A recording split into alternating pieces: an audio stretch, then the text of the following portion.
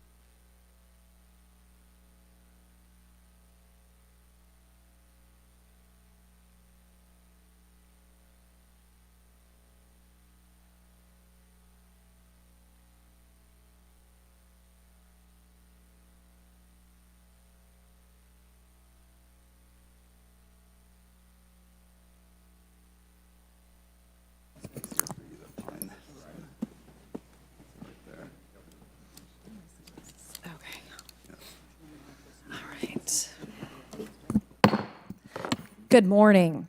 This joint hearing of the Subcommittee on Cybersecurity, Information Technology, and Government Innovation and the Subcommittee on National Security, the Border, and Foreign Affairs will come to order.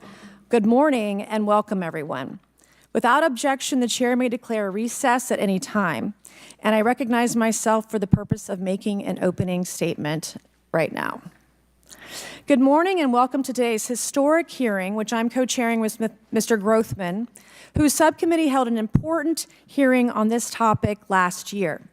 I want to thank my colleagues on the Oversight Committee, including Mr. Burchett, Mr. Burleson, Ms. Luna, Mr. Moskowitz, Mr. Garcia, for their relentless drive to get answers on UAPs.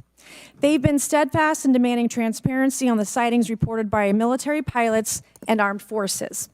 Their commitment to digging for the truth is exactly what this country needs to cut through the secrecy surrounding this issue.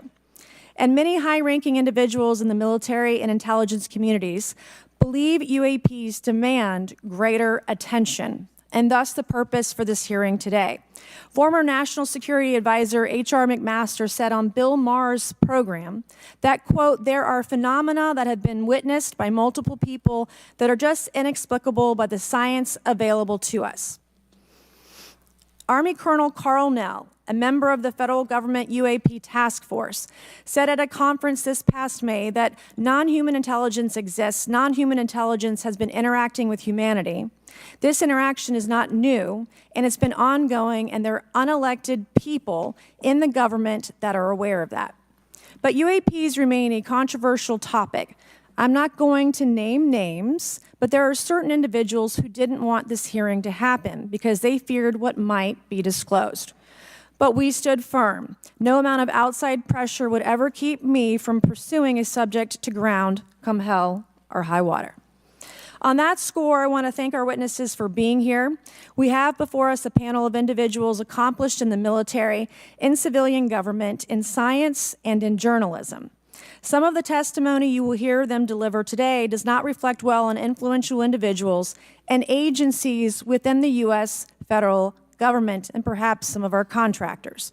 It's never easy to present such information publicly. So I appreciate our witnesses voluntarily agreeing to being here today. This hearing is intended to help Congress and the American people to learn the extent of the programs and activities our government has engaged in with respect to UAPs and what knowledge it has yielded. This includes, of course, any knowledge of extraterrestrial life or technology of non-human origin. If government-funded research on UAPs has not yielded any useful knowledge, we also need to know those facts. Taxpayers deserve to know how much has it been invested, how much has been spent. They shouldn't be kept in the dark to spare the Pentagon a little bit of embarrassment. The reality is, despite their enormous taxpayer-funded budgets, the transparency of the Defense Department and the intelligence community have long been abysmal. The Pentagon has failed 6 consecutive audits. In fact, it's never actually passed one.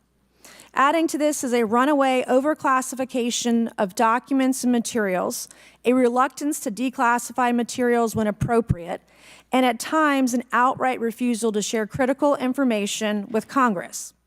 In short, it's not a track record that instills trust. So Congress has tried in recent years to lift the veil and find out if information about UAPs is being withheld, not only from the American public, but also from their elected representatives in Congress. Part of the transparency effort was legislation created in the Pentagon, the All-Domain Anomaly Resolution Office, or AARO, but the new office is struggling to get its footing. A recent statutorily required report from AARO intended to illuminate the government's historic assessment of UAPs was heavily criticized by those seeking UAP transparency. The report has stoked suspicions AARO is unable, or perhaps unwilling, to bring forward the truth about the government's activities concerning UAPs. I'm disturbed that AARO itself lacks transparency. Even its budget is kept from the public. So if there is no there, then why are we spending money on it, and by how much? Why the secrecy? If it's really no big deal and there's nothing there, why hide it from the American people? Because I'm not a mathematician, but I can tell you that doesn't add up. I expect some of our witnesses to share their views on that Arrow report. We will also hear from the witnesses today allegations of UAP-related misinformation and disinformation by government officials, of which they are personally aware and directly experienced. And we will hear testimony today concerning recent revelations about a purportedly secret UAP program whose existence and findings may have been improperly withheld from Congress. But before we get to the witnesses, we're going to have a few more opening statements from our colleagues. And one thing I wanted to add at the end of my closing statement is there is a document that will be entered into the congressional record today. Mr. Tim Burchett from Tennessee has this document, and we just distributed it to every member up here on the dais of this document. But this is going to be the original document from the Pentagon about Immaculate Constellation that Michael Shellenberger delivered to Congress today. So thank you, Mr. Shellenberger, for this information. We are all reading it in real time now, and Mr. Burchett will enter it into the record. But 12 pages about this unacknowledged special access program that your government says does not exist. So with that, I would acknowledge my colleagues, Mr. Garcia. I want to say, first of all, to Mr. Connolly, who cannot be here today, the ranking member on my subcommittee on cybersecurity, I want to say that I was greatly saddened to hear about the recent news of Mr. Connolly's cancer diagnosis, and I want to convey to him and to all of our colleagues, we wish our very best to you and a full and speedy recovery. And with that, I would acknowledge Mr. Garcia for 5 minutes. Thank you. Thank you very much, Chairwoman. And I want to thank the Chairwoman and the Chairman both for their continued support and really treating this this discussion and these hearings in a way that's bipartisan. I think one thing that's very important for all of us that are interested in the conversation around UAPs is that this is an area that both Republicans and Democrats, where we may disagree in a lot of other spaces, this is an area where bipartisanship is really important. And in fact, I would add it's critical that we all continue to work together in a way that moves forward with the truth and important disclosure. So we're here to have a bipartisan and serious conversation, I believe, about our national security. We should always ground these conversations in facts, evidence, and the data in front of us. I want to note that we have our witnesses here. I want to thank you all for being here, and note that also amongst you have folks that have also served us in our military. And I know that for many of you, this has been a difficult process, but I'm very grateful to have you with us today, and thank you for joining us. I also want to note that today's hearing builds on a quite, I think, also historic public hearing that we had many months ago that Mr. Grothman and others helped lead in this very same hearing room, where I believe we began a really important public conversation about UAPs. And so I want to thank him for that, and I especially want to thank Chairwoman Mays for her continued advocacy on this topic. I also want to start with some facts. We know that there are objects or phenomena observed in our airspace, as our witnesses will testify, and also possibly in our oceans. In many cases, we don't know what they are, and this is, of course, why we're discussing UAPs. Now, the All-Domain Anomaly Resolution Office, AARO, has reported hundreds of UAPs that remain, quote, uncharacterized and unattributed, and which, quote, appear to have demonstrated unusual flight characteristics or performance capabilities and require further analysis. This is our own AARO office. Now, we shouldn't prejudge what they might be. I'm certainly not going to. We need evidence. But what we are detecting things, and we know that we don't understand them, and this is worth investigating. Now, the American people have legitimate questions, and I believe it's critical that Congress should help address them. This is about the truth and science and facts. Now, transparency and faith in our institutions is vital in a good democracy. Now, I'm proud to say that this hearing will build on that important bipartisan work, and I want to thank everyone for being involved, including members of our committee. Now, in our last hearing in July, we heard testimony that a significant number of pilots of major airlines have witnessed UAPs as well, but have no real confidential way of reporting them to the government. We heard that commercial pilots who encounter UAPs may be hesitant to speak openly due to stigma or fear of retaliation. We also know that AARO has reported that, and I want to quote, that most reports still reflect a bias towards restricted military airspace, a result of reporting from military personnel and sensors present in such areas. And so the lack of ability for civilian pilots raises real safety concerns, and limits our ability to understand UAPs. This is a particular piece of this conversation that I am very interested in. Now, our last hearing inspired us to introduce the Safe Airspace for Americans Act, joined by Chairman Grothman, Chairwoman Mace, and a bipartisan group of co-sponsors. I see some of our leaders from Safe Airspace for Americans Act here, and that would create a safe reporting for UAP process, which we want to continue to do. Now, members of both parties and senior officials in multiple administrations have now taken an interest in this issue. Mainstream media, in many cases, is beginning to take more of an interest in this issue, and we should all be proud to carry that work and build confidence for the American people. I believe we can always be more transparent. To me, this hearing and others are simply about the truth and getting to the facts of what these UAPs actually are. It's very important that we show that Democrats and Republicans in Congress can work together to cut through misinformation and look for a serious and thoughtful way to have the discussion in public. Many of us have also called for additional public hearings to discuss UAPs. This should be a topic that continues on throughout the Congress so that we can gather more information, data, and work with the relevant agencies to gather more information. Finally, I just want to add that those that are here on this dais, many of us have participated also in classified briefings as well, and where we have also gained a lot of important, I think, and interesting information, at least I personally have. And so with that information, we want to continue today's hearing, and I thank all of our witnesses for being here. And with that, I'd like to yield back. Thank you, Mr. Garcia, and I'd now like to recognize Mr. Grothman for a 5-minute introduction. Thank you. Good morning. I'd like to thank our witnesses for being here one more time. This is a topic I've been interested in since 8th grade. I'd like to thank Ms. Mace for working with me on this topic and for making this a joint subcommittee hearing. Last year, the Subcommittee on National Security, the Border and Foreign Affairs held an historic hearing to understand the potential national security risk of unidentified anomalous phenomena, or UAPs.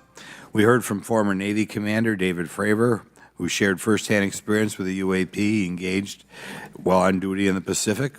We learned from David Gresh, a former member of the intelligence community, who revealed the supposed existence of secret government programs hidden from congressional oversight. Additionally, former military pilot Ryan Graves informed us of the limited ways in which the military and commercial pilots can report UAP sightings. Since that last hearings, I've led several briefings with government agencies to deepen my understanding of these issues.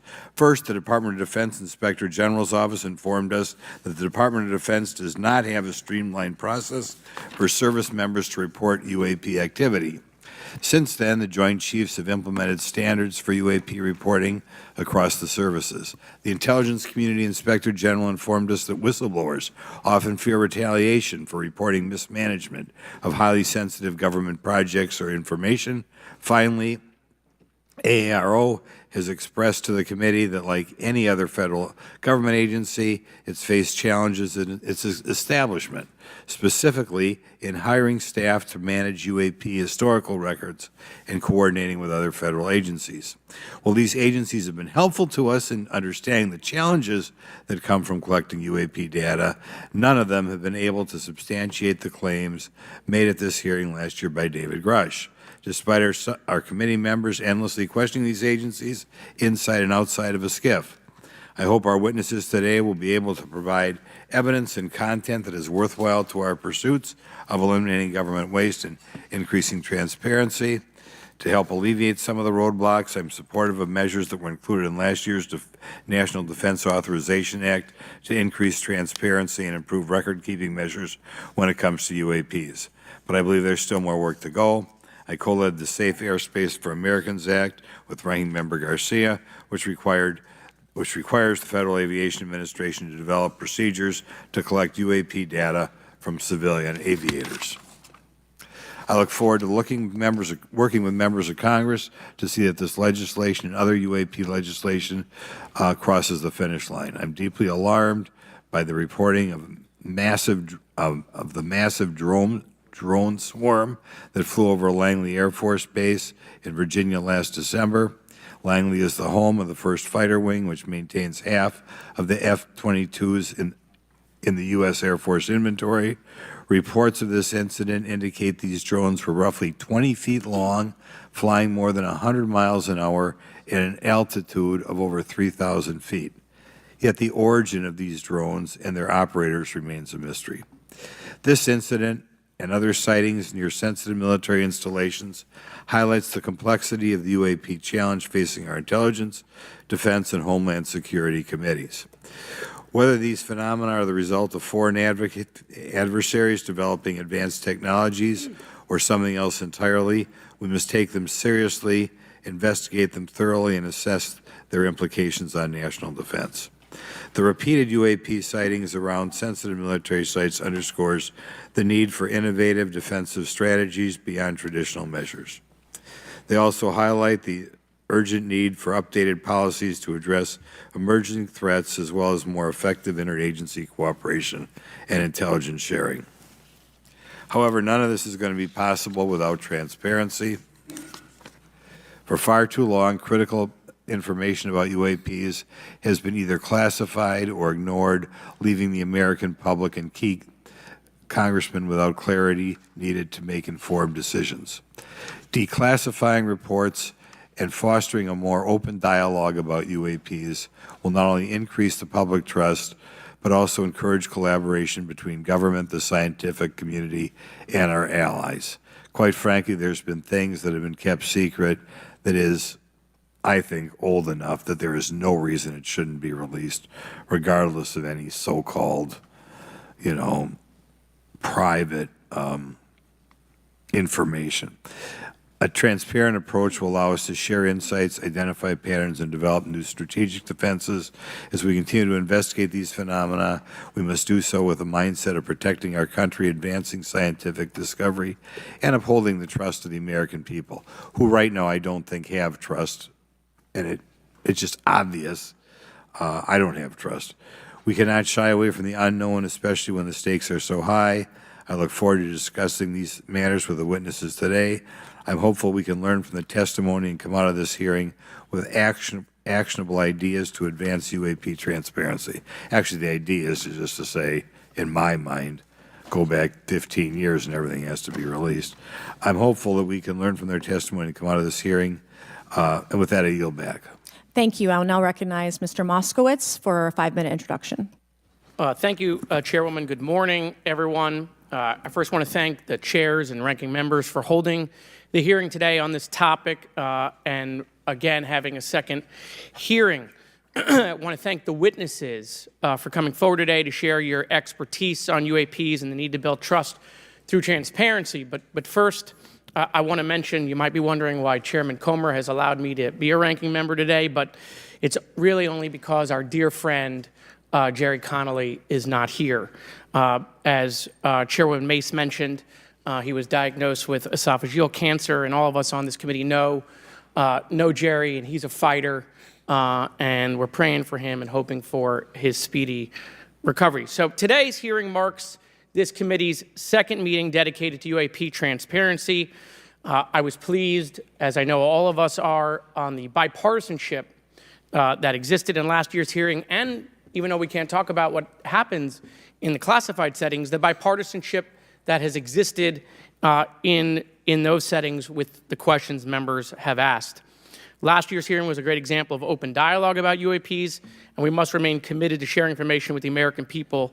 And I think you see that commitment based on the people here and the commitment across the political spectrum.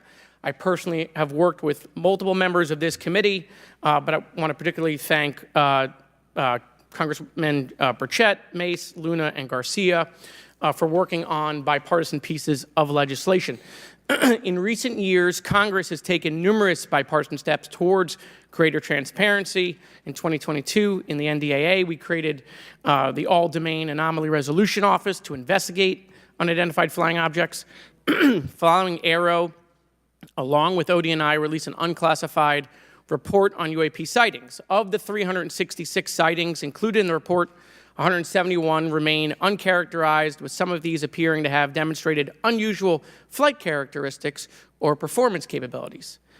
That's a nice way of saying we don't want to tell you what they are. In March, Aero revealed a report on the historical record of U.S. government involvement with UAPs, which covered investigatory efforts going back from 1945 to the present day. Earlier this year, I joined Congressman Burchett to introduce the UAP Transparency Act, which would require the declassification of all documents related to UAPs with many other members of this committee. In fiscal year 2024, the NDA required the National Archives and Records Administration to establish the Unidentified Anonymous Phenomena Records Collection. This collection will include digital copies of all unidentified UAP records that can be publicly disclosed. This commitment in transparency is vitally important, and unnecessary overclassification has led to a void of information, which has allowed theories over the decades to foster. When the American people and members of Congress ask, are reports of UAPs credible, we're met with stonewalling. We're met with responses of, I can't tell you. And in fact, we're met with people not wanting us to have hearings. We're met with people not wanting us to ask you questions. In fact, many of us were told not to ask some of you certain questions on certain topics. In a time of heightened distrust of our government institutions, I believe more transparency is not only needed, but is possible. And obviously, we can respect national security limits, but we also have to provide our constituents with the information and oversight that they have tasked us for. As part of this, government agencies must maintain open lines of communication with members of Congress. And there are regular questions that Americans have. What are UAPs? Are they real? Are they ours? How has this technology been developed? How do they get funded? Right? And now we've seen this has gone from a long time ago where you could discredit people because it's some guy living in a Winnebago. You're able to see people now, these are pilots, these are military, these are folks with serious backgrounds. This has changed the face of this because now we have video. People will have questions. We know there are advanced technology programs.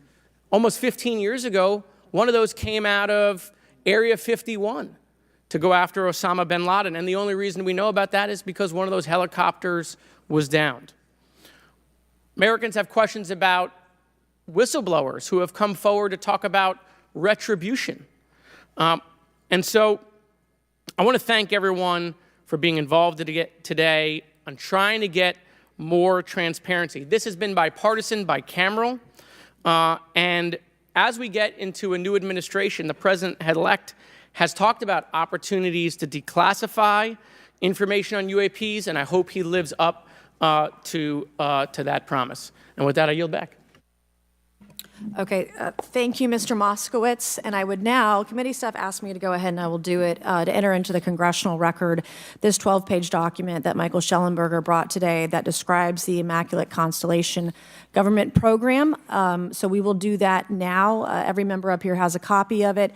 The first section talks about the unacknowledged special access program called Immaculate Constellation, and the second section about USG imagery intelligence. And Representative Luna just told me if I say Immaculate Constellation, I'll be on some list, maybe a FISA warrant. So come at me, bro, I guess. But without objection, entered in the record. All right, so next we will introduce our witnesses for today's hearing. Thank you so much for being here. Our first witness is retired Rear Admiral Tim Gallaudet, who retired from the U.S. Navy and is now the Chief Executive Officer at Ocean STL Consulting. Our second witness is Mr. Lou Elizondo, a former Department of Defense official and author of a recent bestseller book about UAPs. Our third witness is Mr. Michael Shellenberger, founder of the newsletter Public and author of a recent journalistic piece about special access programs, including one widely identified as Immaculate Constellation. I swear the staff wants me on a list. Okay. And our last witness today is Mr. Michael Gold, a former NASA official who is also a member of the NASA UAP Independent Study Team. Welcome, everyone. We are pleased to have you today. Pursuant to Committee Rule 9G, the witnesses will please stand and raise your right hands. This is where it gets real. Do you solemnly swear to affirm that the testimony that you are about to give is the truth, the whole truth, and nothing but the truth, so help you God? Let the record show that the witnesses all answered in the affirmative. We appreciate all of you being here today and look forward to your testimony. Let me remind the witnesses that we have read your written statements and they will appear in full in the hearing record. You guys may be seated. Please limit your oral statements to 5 minutes. As a reminder, please press the button in front of you so the microphone is turned on so that everyone in the room, members included, can hear you. When you begin to speak, the light in front of you will turn green. After 4 minutes, the light will turn yellow. When the red light comes on, your 5 minutes has expired, and we would ask that you please wrap it up. So I will first recognize Rear Admiral Gallaudet to please begin your opening remarks. Thank you, Chairwoman Mace, Chairman Grothman, Ranking Members Connolly and Garcia, and members of the committee. Thank you for this opportunity to testify today regarding unidentified anomalous phenomena, or UAP. Confirmation that UAPs are real came to me in January of 2015 when I was serving as the commander of the Navy Meteorology and Oceanography Command. At the time, my personnel were participating in a pre-deployment naval exercise off the U.S. East Coast. It included the USS Theodore Roosevelt Carrier Strike Group, and this exercise was overseen by the United States Fleet Forces Command, led by a 4-star admiral who at the time was also my superior officer. During this exercise, I received an email on Navy's secure network from the operations officer of U.S. Fleet Forces Command. The email was addressed to all the subordinate commanders, and the subject line read in all capital letters, "Urgent Safety of Flight Issue." The text of the email was brief but alarming, with words to the effect, "If any of you know what these are, tell me ASAP. We are having multiple near mid-air collisions, and if we do not resolve this soon, we are going to have to shut down the exercise." Attached to the email is what is now known as the Go Fast video, captured on the forward-looking infrared sensor of one of the Navy F-A-18 aircraft participating in the exercise. The now declassified video showed an unidentified object exhibiting flight and structural characteristics unlike anything in our arsenal. The implication of the email was clear. The author was asking whether any of the recipients were aware of classified technology demonstrations that could explain these objects. Because the DoD policy is to rigorously deconflict such demonstrations with live exercises, I was confident this was not the case. The very next day, that email disappeared from my account and those of the other recipients without explanation. Moreover, the commander of Fleet Forces Command and the operations officer never discussed the subject. Even during weekly meetings specifically designed to address issues affecting exercises like the one in which the Theodore Roosevelt Strike Group was participating. This lack of follow-up was very concerning to me. As the Navy's chief meteorologist at the time, I was responsible for reducing safety of flight risks. Yet it appeared to me that no one at the flag officer level was addressing the safety risks posed by UAPs. Instead, pilots were left to mitigate these threats on their own without guidance or support. I concluded that the UAP information must have been classified within a special access program managed by an intelligence agency. That is a compartmented program that even senior officials, including myself, were not read into. Last year's UAP hearing before this Oversight Committee confirmed that UAP-related information is being withheld from senior officials and members of Congress. And just this week, I learned from former DoD official Chris Mellon that satellite imagery of UAP from a few years ago still has not been shared with Congress. Equally concerning, last year's UAP hearing also revealed that elements of the government are engaged in a disinformation campaign to include personal attacks designed to discredit UAP whistleblowers. Having never signed a non-disclosure agreement regarding UAPs, and now as a private citizen, I've become an advocate for greater UAP transparency from the government. The continued overclassification surrounding UAPs has not only hindered our ability to effectively address these phenomena, but has also eroded trust in our institutions. While I applaud previous bipartisan legislation passed by Congress concerning UAPs, a more comprehensive approach is needed to address the broader implication of UAP on public safety and national security, as well as the socioeconomic opportunities that open UAP research could unlock. Therefore, I recommend Congress take the following action, which I believe will receive bipartisan support. First, establish robust oversight of the executive branch's management of UAP information by directing key officials, beginning with the director of the DoD's All-Domain Anomaly Resolution Office, to provide comprehensive briefings on what the government knows about UAP and does not know. Two, enact the provisions of the UAP Disclosure Act that establish a UAP Records Review Board to ensure independent oversight, transparency, and accountability in the government's handling of UAP information. And three, strengthen the UAP Disclosure Act and future reauthorizations with provisions that mandate a whole-of-government approach to addressing UAP. In closing, I will share my personal reasons for speaking out on this topic. First, as a former science agency leader, having led the National Oceanic and Atmospheric Administration, I've always sought the truth in human knowledge and thought. Now that we know UAP are interacting with humanity, and these include unidentified submerged objects in the ocean, we should not turn a blind eye, but instead boldly face this new reality and learn from it. Additionally, at a time when leaders in government leave much to be desired, I feel obligated to show moral leadership on this issue of UAP disclosure by validating the credibility of the courageous men and women who have come out as witnesses and whistleblowers to expose the truth. My speaking out has encouraged others to do the same, and it's my hope over time that a number of your constituents will want to know the truth and about UAP, and this number will increase to such an extent that the congressional action I have just recommended will become inevitable. Thank you, and I look forward to your questions. Thank you. I will now recognize Mr. Elizondo for his opening statement. Greetings, Chairwoman Mace, Chairman Grothman, Ranking Members Connolly and Garcia, and members of the committee. It is my honor and privilege to testify before you on the issue of unidentified anomalous phenomenon, formerly known as UFOs. On behalf of our brave men and women in uniform and across the intelligence community, as well as my fellow Americans who have awaited this day, thank you for your leadership on this important matter. Let me be clear. UAP are real. Advanced technologies not made by our government or any other government are monitoring sensitive military installations around the globe. Furthermore, the U.S. is in possession of UAP technologies, as are some of our adversaries.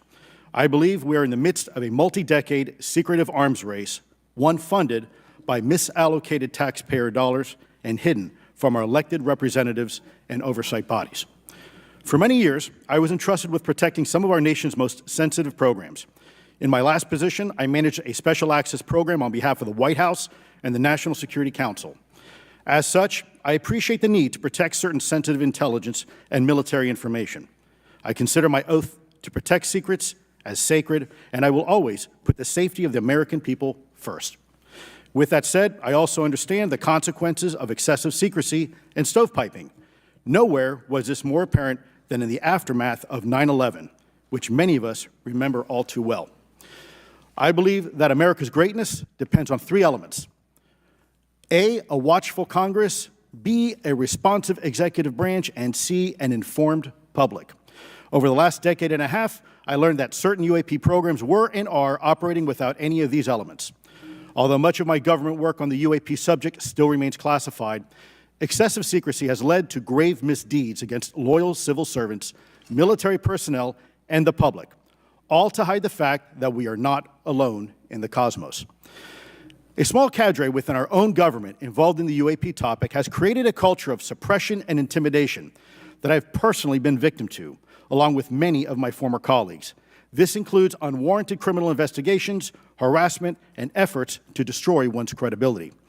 Most Americans would be shocked to learn that the Pentagon's very own Public Affairs Office openly employs a professional psychological operations officer as the singular point of contact for any UAP-related inquiries from citizens and the media.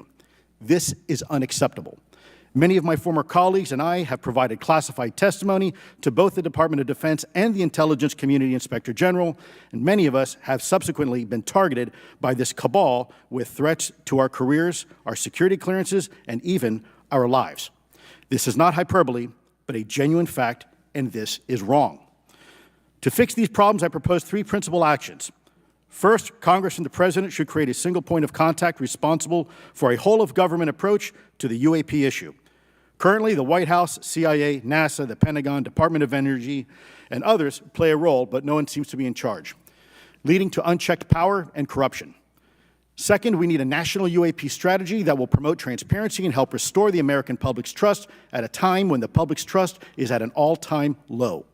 This strategy should include a whole-of-government approach, including the academic and scientific communities, the private sector, and our international partners and allies. Third, Congress should create a protected environment so whistleblowers desperate to do the right thing can come forward without fear. As it currently stands, these whistleblowers suffer because of stigma, a code of silence, and concerns about retaliation. These whistleblowers should be encouraged to come forward in ways that protect them against any forms of retaliation. policies and procedures should ensure that protection. And for those who refuse to cooperate, it is up to the members of this committee and the other lawmakers to wield their subpoena power against hostile witnesses and prevent additional government funding to those UAP efforts that remain hidden from congressional oversight. In closing, we as Americans have never been afraid of a challenge. In fact, we thrive on them, whether it's eradicating polio or going to the moon. We don't run from a challenge, we take it head on. To the incoming administration and Congress, I say to you, we need immediate public transparency, and this hearing is an important step on that journey. If we approach the UAP topic in the same way as we as Americans have met other challenges, we can restore our faith in our government institutions. Together, we can usher in a new era of accountable government and scientific discovery. I believe that we as Americans can handle the truth, and I also believe the world deserves the truth. Thank you, esteemed members of Congress, for your time today. It is profoundly appreciated by many. Thank you. I ask unanimous consent for Representatives Ogles of Tennessee and Boebert of Colorado to be waived onto the subcommittee for today's joint subcommittee hearing for the purpose of asking questions. Without objection, so ordered. I would now like to recognize Mr. Shellenberger for his introductory remarks. Chairwoman Mace, Chairman Grothman, Ranking Member Connolly, Ranking Member Garcia, members of the subcommittees, thank you for inviting my testimony. One of Congress's most important responsibilities is oversight of the executive branch in general and the military and intelligence community in particular. Unfortunately, there is a growing body of evidence that the U.S. government is not being transparent about what it knows about unidentified anomalous phenomena, and that elements within the military and the IC are in violation of their constitutional duty to notify Congress of their operations. President-elect Donald Trump and former President Barack Obama have both said that the government has information about UAPs that it has not released. There are other explanations for UAPs than that they represent a new form of life or non-human life. Current dominant alternative theories, including those put forward by AARO, are that UAPs are some kind of natural phenomena we don't yet understand, like ball lightning or plasma. They could also be part of some new U.S. or foreign government weapons programs, such as drones, aircraft, balloons, CGI, hoaxes, or birds. Whatever UAPs are, Congress must be informed, as must the people of the United States. We have a right to know what UAPs are, no matter what they are. However, we now have existing and former U.S. government officials who have told Congress that AARO and the Pentagon have broken the law by not revealing a significant body of information about UAPs, including military intelligence databases that have evidence of their existence as physical craft. One of those individuals is a current or former U.S. government official acting as a UAP whistleblower. This person has written a report. This is the report that says the executive branch has been managing UAP, NHI issues without congressional knowledge, oversight, or authorization for some time, quite possibly decades. Furthermore, these individuals have revealed the name of an active and highly secretive DoD unacknowledged special access program, or USAP. The source of that document told me that the USAP is a strategic intelligence program that is part of the U.S. military family of longstanding, highly sensitive programs dealing with various aspects of the UAP problem. The new UAP whistleblower claims that the U.S. military and IC database includes videos and images taken using infrared, forward-looking infrared, full-motion video, and still photography. The report that was just shared with Congress says Immaculate Constellation serves as a central or parent USAP that consolidates observations of UAPs by both tasked and untasked collection platforms. Immaculate Constellation includes high-quality imagery intelligence and measurement and signature intelligence of UAPs, the whistleblower's report adds. The sources of this intelligence are a blend of directed and incidental collection capabilities, positioned in low Earth orbit, the upper atmosphere, as well as military and civilian aviation altitudes and maritime environments. The report to Congress details in detail various UAPs, including spheres, orbs, disks, saucers, ovals, triangles, boomerang, arrowhead, and irregular organic. The report describes various incidents found in the human intelligence databases. One involved orbs surrounding and forcing an F-22 out of its patrol area. In another incident, the crew of a Navy aircraft carrier watched a small orange-red sphere rapidly descend from a high altitude of 100 to 200 yards directly above the flight deck of the CVN, or aircraft carrier. And since my reporting on this Immaculate Constellation last month, another source came forward who told me that they saw a roughly 13-minute long, high-definition, full-color video of a white orb UAP coming out of the ocean approximately 20 miles off the coast of Kuwait. It was filmed from a helicopter.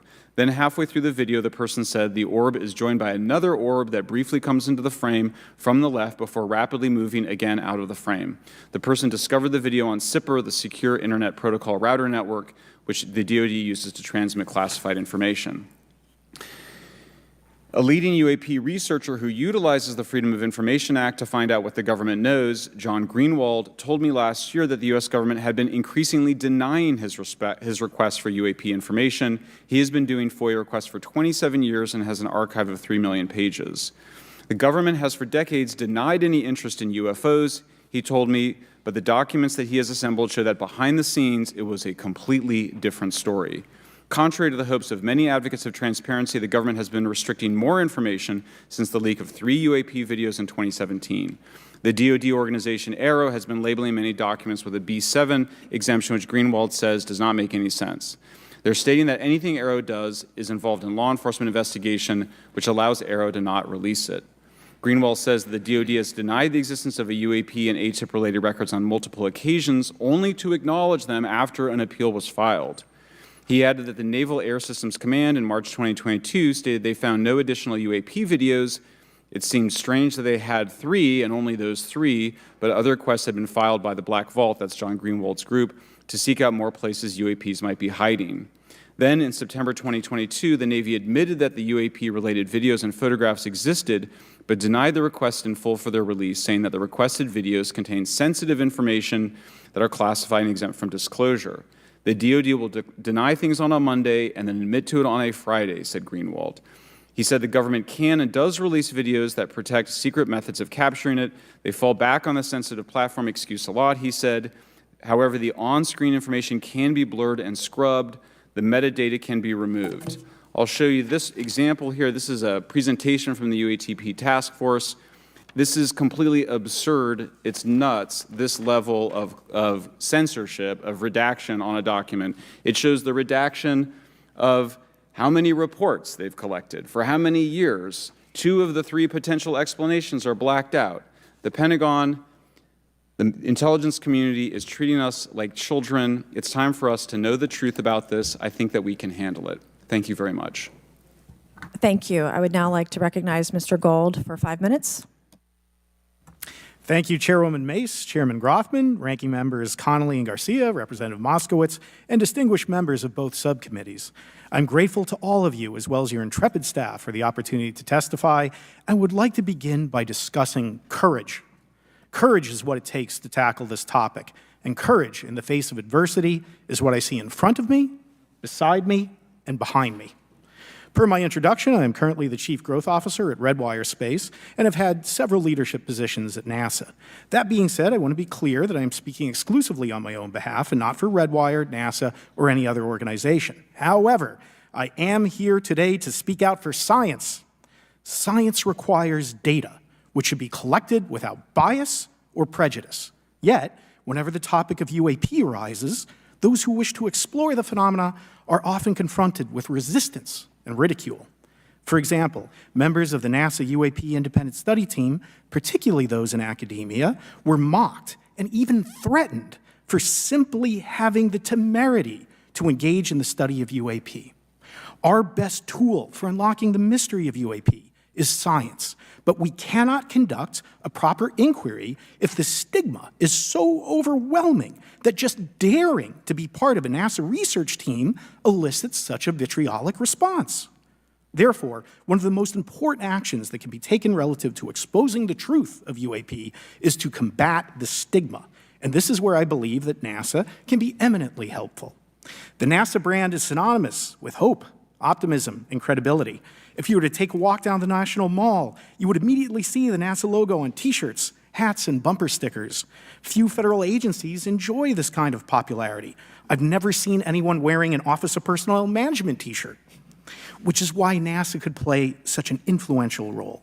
Specifically, NASA could, with relatively little cost and effort, host symposia on UAP, or even just participate in existing panels examining the topic. NASA personnel stepping forward and participating in such discussions would make a powerful statement to the scientific community that UAP should be taken seriously and researched accordingly. In regard to research, NASA has vast archives, much of which may contain important UAP data. Again, for relatively little cost and effort, NASA could create an AI or ML algorithm that could search the agency's archives for anomalous phenomena. I suspect that such an effort would not only result in information that will help us to understand UAP, but could result in data that will assist in other areas of scientific inquiry, such as anomalous weather or meteorite activity. Beyond its existing archives, NASA could act as a clearinghouse for civilian and commercial UAP data. During my work on the UAP Independent Study Team, it quickly became evident that there is no clear or well-publicized process for civilian pilots to report UAP sightings. The stigma associated with UAP hampers the number of pilots that would report such phenomena, but even for those who overcome the stigma, I believe the current FAA guidance is largely unknown and poorly understood. In order to effectively collect UAP data, the independent study team recommended the use of NASA's Aviation Safety Reporting System, or ASRS. This system, which is administered by NASA and funded by the FAA, provides a confidential means for the reporting of safety violations in a voluntary and non-punitive manner. Over 47 years, the ASRS has collected nearly 2 million reports. ASRS is the perfect tool to collect UAP data, which could then be collated by NASA and shared with the public at large. Leveraging ASRS could create a treasure trove of UAP data, potentially hundreds of thousands of reports, supporting this hearing's goal of exposing the truth. And I'm grateful to our two co-chairs and other members who have already incorporated this idea into proposed legislation. At this hearing, and as others have demonstrated, the UAP issue is justifiably dominated by national security and defense. However, I would urge the subcommittees to keep in mind the numerous ways that NASA and the FAA, as well as commercial activities in the air, in space, and in the water, can generate a massive amount of invaluable data on anomalous phenomena. I cannot help but be excited by the potential for such an endeavor, since scientific discovery is driven by anomalies. It's the existence and study of anomalies that led to the theory of relativity, quantum mechanics, and nearly all of humanity's scientific breakthroughs. This is why the study of UAPs should be embraced, since whatever is occurring, the chance to garner new knowledge should never be ignored. We must be thorough in collecting information, fearless in making conclusions, and open to following the data, no matter how mundane or extraordinary the results may be. I began this testimony by praising the Joint Subcommittee members for their courage, and I will end by echoing that sentiment. As the saying goes, the truth is out there. We just need to be bold enough and brave enough to face it. Thank you. Thank you. Thank you all. I will now recognize myself for 5 minutes of questioning. I have a lot of questions, and I have a lot of witnesses. So I would just ask, if it's yes or no, to please just tell me yes or no. If it requires more than that, be very succinct, because I would like to go down the line and ask as many questions as possible. So for the Admiral this morning first, former DoD official Chris Mellon reached out to you about satellite imagery from 2017 that depicts a UAP. What were the dates in 2017 when this occurred? I can't share with you the details, ma'am, but I can do it in a closed setting, and I can also tell you the agency that wrote a report on it. Okay, so who has the imagery? I can tell you that in a closed setting. Can you describe what was depicted in the satellite imagery? Just a description. It was a UAP, ma'am. That's it? No other description? The term that the analysts used, they called it the button. It was a disc-shaped object. Okay, where was it? I can't tell you that, ma'am. Okay. All right. Okay, Mr. Elizondo, you state in your testimony that, quote, advanced technologies not by our government or any other government are monitoring sensitive military installations around the globe, end quote. If these technologies are not made by any government, who's making them? Private companies, or are you implying they are crafted by a non-human intelligence? Well, ma'am, that's precisely why we're here. The problem is that, temporally speaking, over decades, not just the last 10 years, to put this in perspective, Are these private companies you're implying, or is this non-human intelligence? It may be both. Okay. When it comes to Blue Force Technologies, I would not be able to discuss Okay. that, ma'am. Are you read into secret UAP crash retrieval programs? We would have to have a conversation in a closed session, ma'am. I signed documentation 3 years ago that restricts my ability to discuss specifically crash retrievals. I submitted for my book through the DOPSR process, which took a year for it to be reviewed. And what is in the book is what I was told I'm allowed to talk about. Has the government conducted secret UAP crash retrieval programs, yes or no? Yes, Okay, were they designed to identify and reverse engineer alien craft, yes or no? yes. Does the U.S. government have any reverse, okay, we already answered that question about retrieval programs. Do any U.S. contractors have the same? I would prefer to address that in a closed session, ma'am. Okay. In your book, you mentioned government employees who've been injured by UAPs, placed on leave, and receiving government compensation for their injuries. Is that correct? That is correct. How can the government deny we have recovered craft if they're paying people because they've been injured by recovered craft? Ma'am, that's a great question. That's why I think we're here again, because I've seen the documentation by the U.S. government for several of these individuals who have sustained injuries as a result of a UAP incident. It's a crazy idea, right? The hypocrisy and the logic. Okay, Mr. Shellenberger, I'm going to say it again to be very clear. Immaculate Constellation. What's its mission and how are they funded? Its mission is to, as I stated, its mission is to, it's an unacknowledged special access program. Its mission is to document UAPs. Okay, and do you, for your story and your report, do you have more than one credible source? I do. Sourcing, okay. I do. And then why do you believe your sources to be credible? How do you judge the veracity of the documentation you've been provided about this program?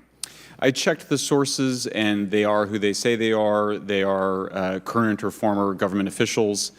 I wanted to also add that I did not specify that they were Defense Department employees. I didn't specify the agency nor the gender. Would they have included non-government employees, people that aren't employed by the government? These are, I'm comfortable saying that these are government or previously government employees. Any of them currently employed by a private contractor or private contractors? I'd rather not say. Okay. What's the key takeaway, just a few seconds, about the Immaculate Constellation document you provided us today?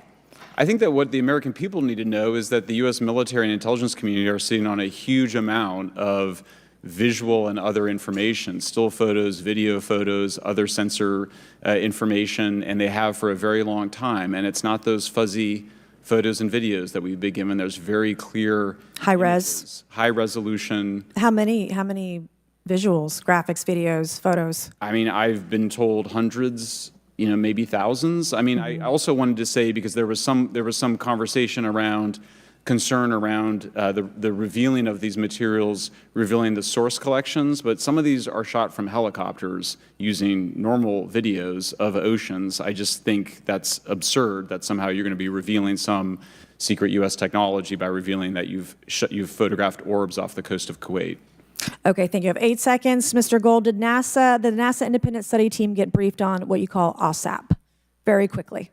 I flagged the Advanced Aerospace Weapons System Application Program to our chair and our DFO. We did not get briefed, but I believe it is definitely worth looking into. That was probably the largest UAP review effort ever, and I think produced a lot of interest data, including revealing Nimitz. I don't know if my fellow witness Lou might want to, he did yeoman's work on it, might want to comment.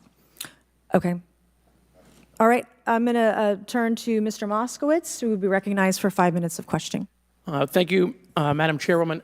So, Mr. Gold, you gave a whole diatribe for a couple of minutes about UAPs, science, data collection, stigma. A lot of non-believers in all of this would just ask a very simple question. Why? Why is it so hard? Right? Like, why are people, anytime they ask, why are they always thwarted? Why are they always judged? Why is they always have misinformation spread? Why is there always retribution? Why is it always met with an ear? What's the why? If it doesn't exist, why is it such a problem? I think if you go through the history of science, Representative, it is always difficult for breakthroughs and new information, regardless of whether it's UAP or any other kind of discovery. And in science, we're supposed to be open, but when you break with the orthodoxy of what's believed, whether it's Galileo saying that the Earth doesn't rotate or the Earth rotates around the sun or the sun doesn't rotate around the Earth, it's always challenging for new beliefs. And the more extraordinary those discoveries, the more extraordinary those new beliefs, it's very difficult. So I think this is natural. There's natural conservatism that when it comes to science, but this issue in particular has been very difficult where, again, even to attempt to study it becomes problematic. But every hearing like this, every news report, every video, documentaries. I was privileged to be a part of something Dan Fair is putting together. I think many of us have interviewed for it, documentary over 30 different government officials. Every brick in the wall will help get us closer to getting to the truth. I appreciate that. Mr. Elizondo, did I have that correct? Sir. I'm a recovering lawyer, so I'm going to put my hat on for a second. You said you signed a document. Love that. Who gave that to you? The U.S. government, sir. Okay, you have a copy of it? It is stored in a SCIF right now. I do not have possession of it. The U.S. government does. What department of the U.S. government gave you this document? I will say the Department of Defense. Unfortunately, I can't say in this forum much more than that. You specifically said the document said you can't talk about crash retrieval. Well, you know, you can't talk about Fight Club if there's no Fight Club. Correct. Okay, I'm just making an observation. Yes, sir. So that document that you signed, that you said exists, specifically said you can't talk about crash retrieval. Correct, sir. It was a limitation on what because already I'd been speaking publicly about the topic, and so the document said you can continue saying X, Y, Z, but you cannot discuss the topic. When you of crash give retrievals. me the atmosphere of signing this document. You're in a room by yourself, I'm in a SCIF with a security officer, sir. just one-on-one. Anybody else? There may have been an assistant as well. It was in a SCIF within a Department of Defense facility. Give me your background real quick. My background is I went to school to study microbiology and immunology, entered into the U.S. Army, and after a very short stint in military intelligence, I became a counterintelligence special agent. As a civilian, later on I became a special agent in charge, running investigations in counterterrorism and counterespionage primarily, with some experience in counterinsurgency and counternarcotics. And then in 2009 timeframe, when I came back to the Pentagon after a tour with the Director of National Intelligence, I quickly became part of a program that was originally called OSAP that evolved into the program now called ATIP, which is where those videos that we now see, the Go Fast, the gimbal, the FLIR, that was part of our effort, sir. Right. So you're not some conspiracy theorist. You actually have a legitimate background. Well, sir, I'm certainly not a conspiracy theorist. I'm fact-based, just say facts. So when you're in this room, I want to paint the picture for everybody. You're in this room, you're by yourself, you're in a SCIF, you're handed a document. How long is the document? It's about a page front and back. So basically, you have some things they call trigraphs, which I cannot, again, talk to. How long were you given to sign the document? As long as I needed, sir. And what if you didn't sign it? Well, I suspect there'd be repercussions. I wouldn't have access to certain information. Were you allowed to ask a lawyer, or weren't allowed to ask for a lawyer to review the document? It wasn't an option, but they probably wouldn't have allowed me to, because the document itself was pretty explicit about you have to be. Wait, you're putting me in an interest. Let me try to thread the needle here. There are certain documents that we have in the U.S. government that allow people to have access to certain programs, whether it's a special, and I'm going to be very generic here, whether it's a special access program or a controlled access program, SAP, CAP, whatnot. How many people have to sign that document? It depends how many people are going to get access to the information, sir. Okay. Last question. Doctor, real quick, can you tell us about the Omaha incident in greater detail? I've read your background, right? Some people would label you as a member of the deep state, since you worked in government for a long period of time. But can you tell us more about that incident? You've written a lot about that. I wrote a lot about incidents like it, Congressman, but that specific incident involved the USS Omaha, a littoral combat ship of the U.S. Navy operating off Southern California. I don't remember the exact date. It was within the last decade. And what the watchstanders on the bridge observed was a UAP, again, something that was aloft but had no observable exhaust or control surfaces. So it was something that couldn't be explained. And then they saw it enter the water from the atmosphere and going through the air-sea interface, and so thus exhibiting transmedium travel. Thank you. I yield back. Thank you. I'll now recognize Mr. Grothman for 5 minutes of questioning. Yeah, we'll start with Mr. Gallaudet. During a previous UAP hearing, Navy Commander David Fravor discussed the TikTok object engaged in 2004. Are you familiar with the incident, the TikTok incident? Yes, sir. And that's almost 20 years I'll go, right? Yes, sir. It's been said there are more videos, documents, and reports related to this incident. Do you believe the information regarding the TikTok incident should be available to all members of Congress? And in your expertise, what reason would the Department of Defense possibly have for not releasing information that's over 20 years old? Thank you, Congressman. I don't think there's any good reason to withhold information and important data, especially of national security concern from Congress. What would they say? I will speculate, sir, that they don't want to share that kind of information because it reveals weaknesses in our ability to monitor and protect our airspace. Okay. In your written testimony, you claim last year's UAP hearing before this Oversight Committee confirmed that UAP-related information is, well, it's not only being withheld, but that elements of the government are engaging in a disinformation campaign to include personal attacks designed to discredit UAP whistleblowers. Could you elaborate on that statement a little? Yes, sir. Earlier this year, I met with the DoD's All-Domain Anomaly Resolution Office, and what I thought would be a 90-minute meeting just to meet with leadership turned out to be an hours-long influence operation on me, where they attempted to convince me of the validity of the very flawed and error-ridden historical records report. In addition, they tried to have me question very valid UAP reports like the Tic Tac incident, and even coming to stating possibly that the Tic Tac was American technology. And then, of course, if you ask David Fravor or Alex Dietrich, the two witnesses, they were convinced it was otherwise. And then, and they also cast discredit on various UAP whistleblowers and witnesses to question their validity and credibility as witnesses. Okay. We'll go to Mr. Elizondo. Hope I got that right, or not, at least Close not enough, that sir. right. You're familiar with the recent drone incursion over Langley Air Force Base? Yes, sir. The owners of these drones remain unclear. The U.S. military has not been able to give us in Congress an answer. Given your experience with the Department of Defense and the intelligence community, how frequently are UAP sightings over military installations?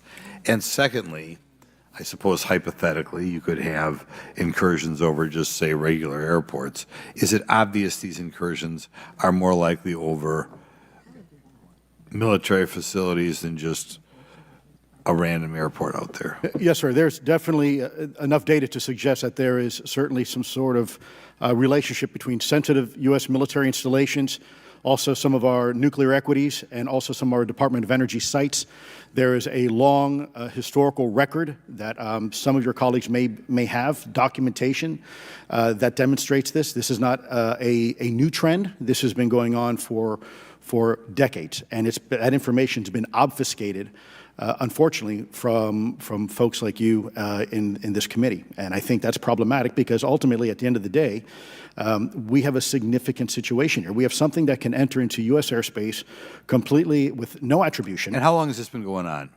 Sir, decades, and there's information that will hopefully be entered into the record. Can you think of any possible reason why they can't release any information they have on something, say, 15 or 20 years old? Sir, if I could echo my colleague here, Admiral Gallaudet, I think one of the big issues that we have in the intelligence community, Department of Defense, is we don't want to broadcast any potential vulnerabilities or weaknesses in our national defense systems or on intelligence collection platforms. Therefore, when you have a conversation where you address a problem for which there is no solution, it makes that a very uncomfortable conversation to have. Okay, we'll switch to Mr. Shellenberger. The primary reason you're here today is because you published an article on the news publication that you own called Public, right? Alleging that a new unnamed government whistleblower has come forward asserting that a highly classified program exists dedicated to recovery and reverse engineering of UAP technologies.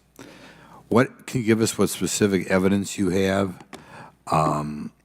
or that your source provided you to substantiate the claims about the existence of the Immaculate Constellation program?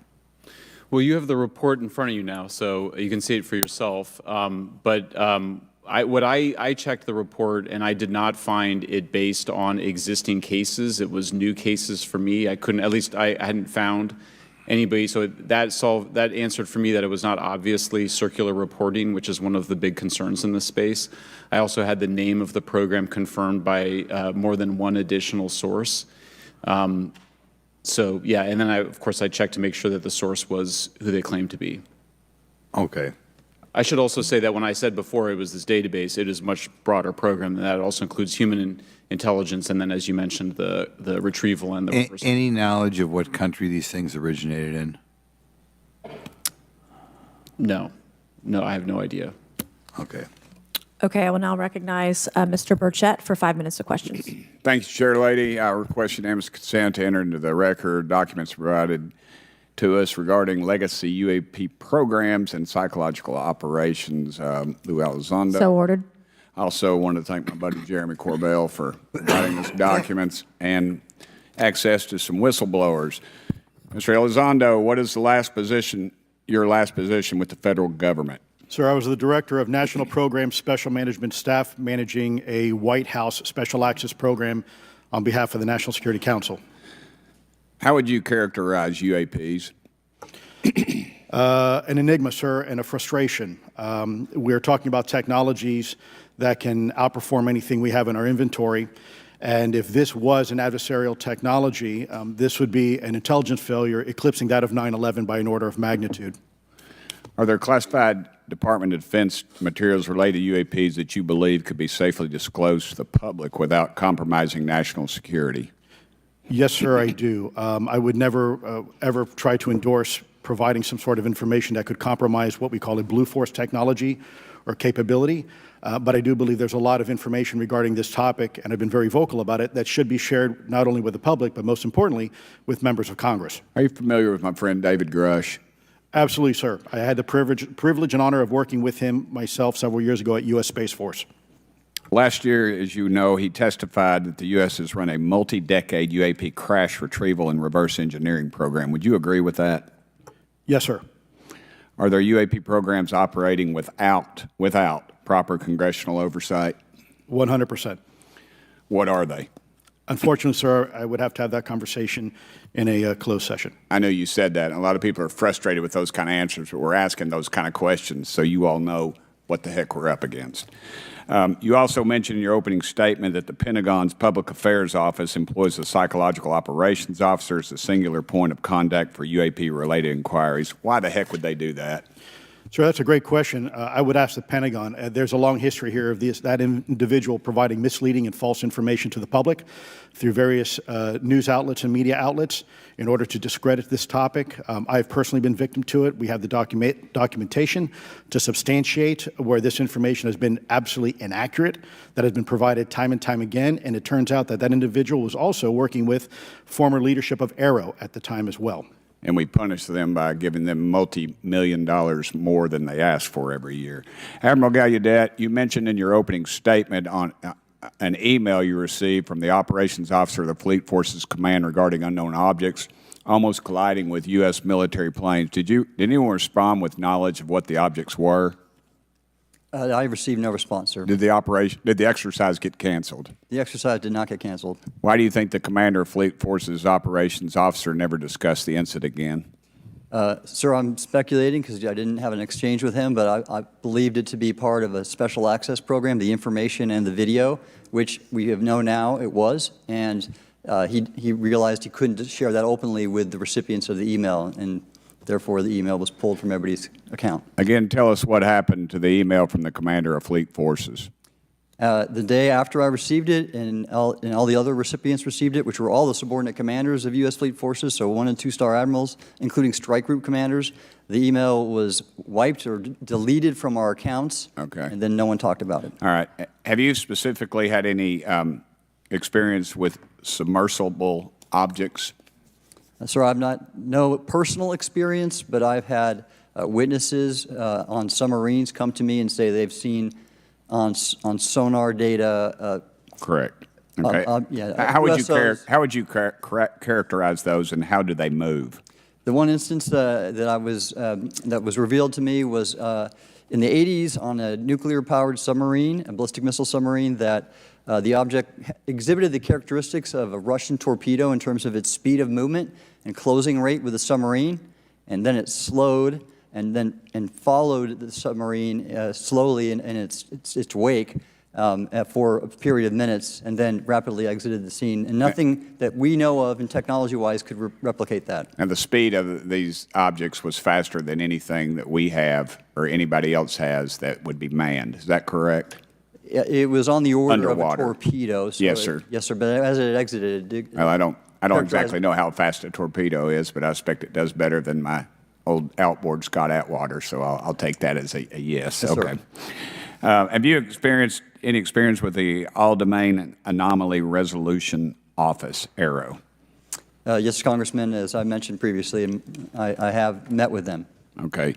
You heard Mr. Elizondo describe psychological operations for those contacting the Department of Defense about UAPs.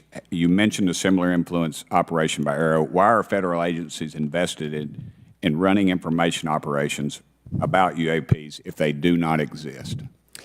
Yes, sir. But I'll make a statement on ARROW's behalf. They have new leadership. The office has reached out to me to meet again, and I take that as a good faith effort, and we'll see where that goes. Thank you, Chair Lady. I've run over. Thank you. Thank you, Mr. Tennessee. I would now like to recognize Mr. Higgins. You're the king of Tennessee.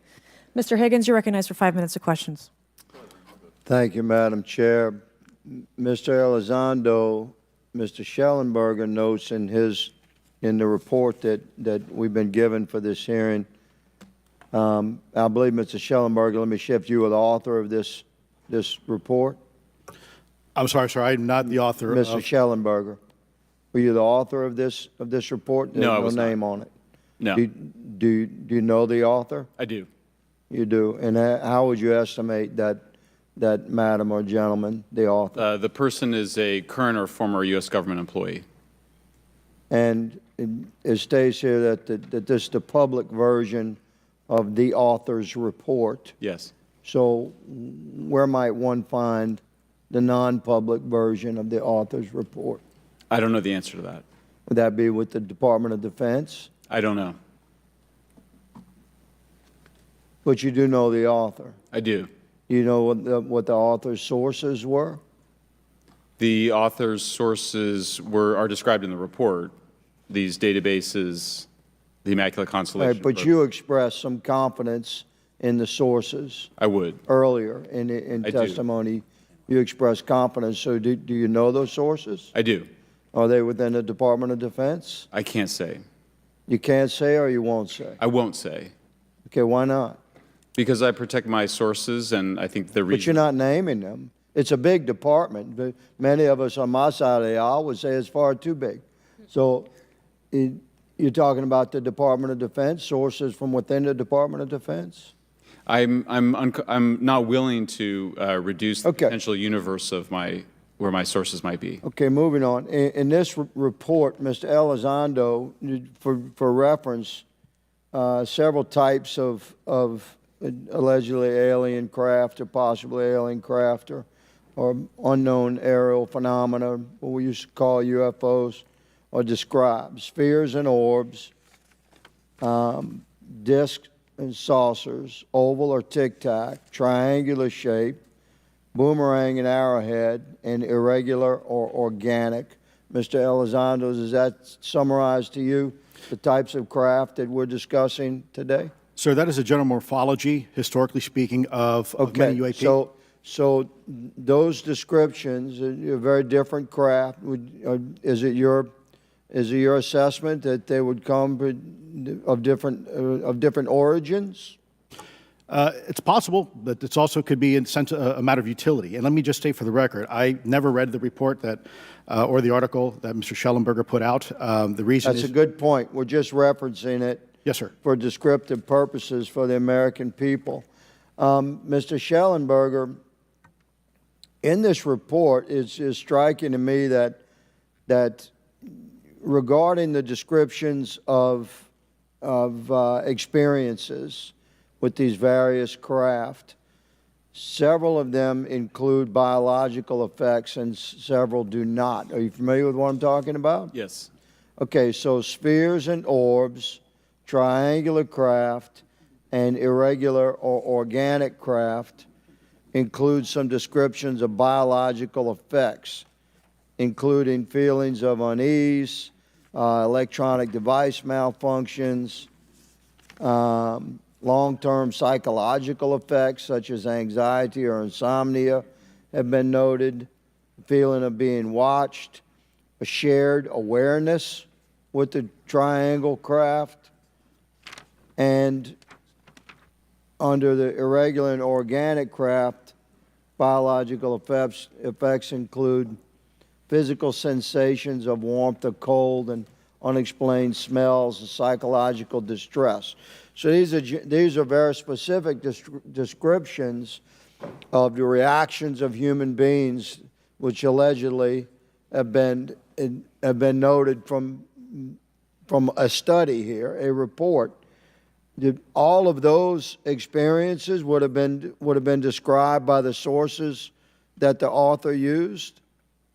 I'm not sure I understand. This is a very broad description of biological effects, and it's striking to me that they are present with relation to some types of craft, but right. absent in others. This would require a great deal of research and study. Can you explain that? My understanding is that this is the database is very large. It includes both the images, the videos, the still images, as well as the human intelligence, the reports, the raw data from individuals having these experiences. So in answer to your question, yeah, I mean, I think we're looking at a very large amount of data collected over many decades. And that data is held by the Department of Defense? Well, I will say that after I published, I was told that this program, that the USAP was actually managed by the Department of Defense but held at the White House.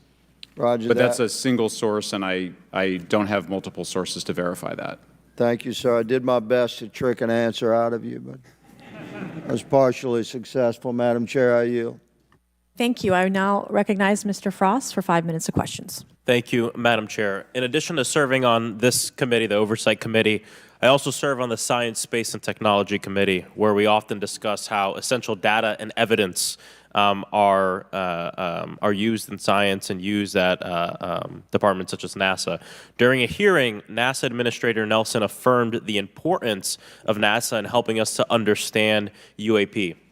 Mr. Gold, if the government doesn't have the data it needs on UAP because, say, someone who saw something is concerned about stigma, public backlash, et cetera, or maybe there's just not good systems in place, how are we supposed to ultimately figure out what's going on? Yeah, thank you for the question. And let me compliment Administrator Nelson that there wouldn't have been a UAP independent study team if it wasn't for his leadership and courage.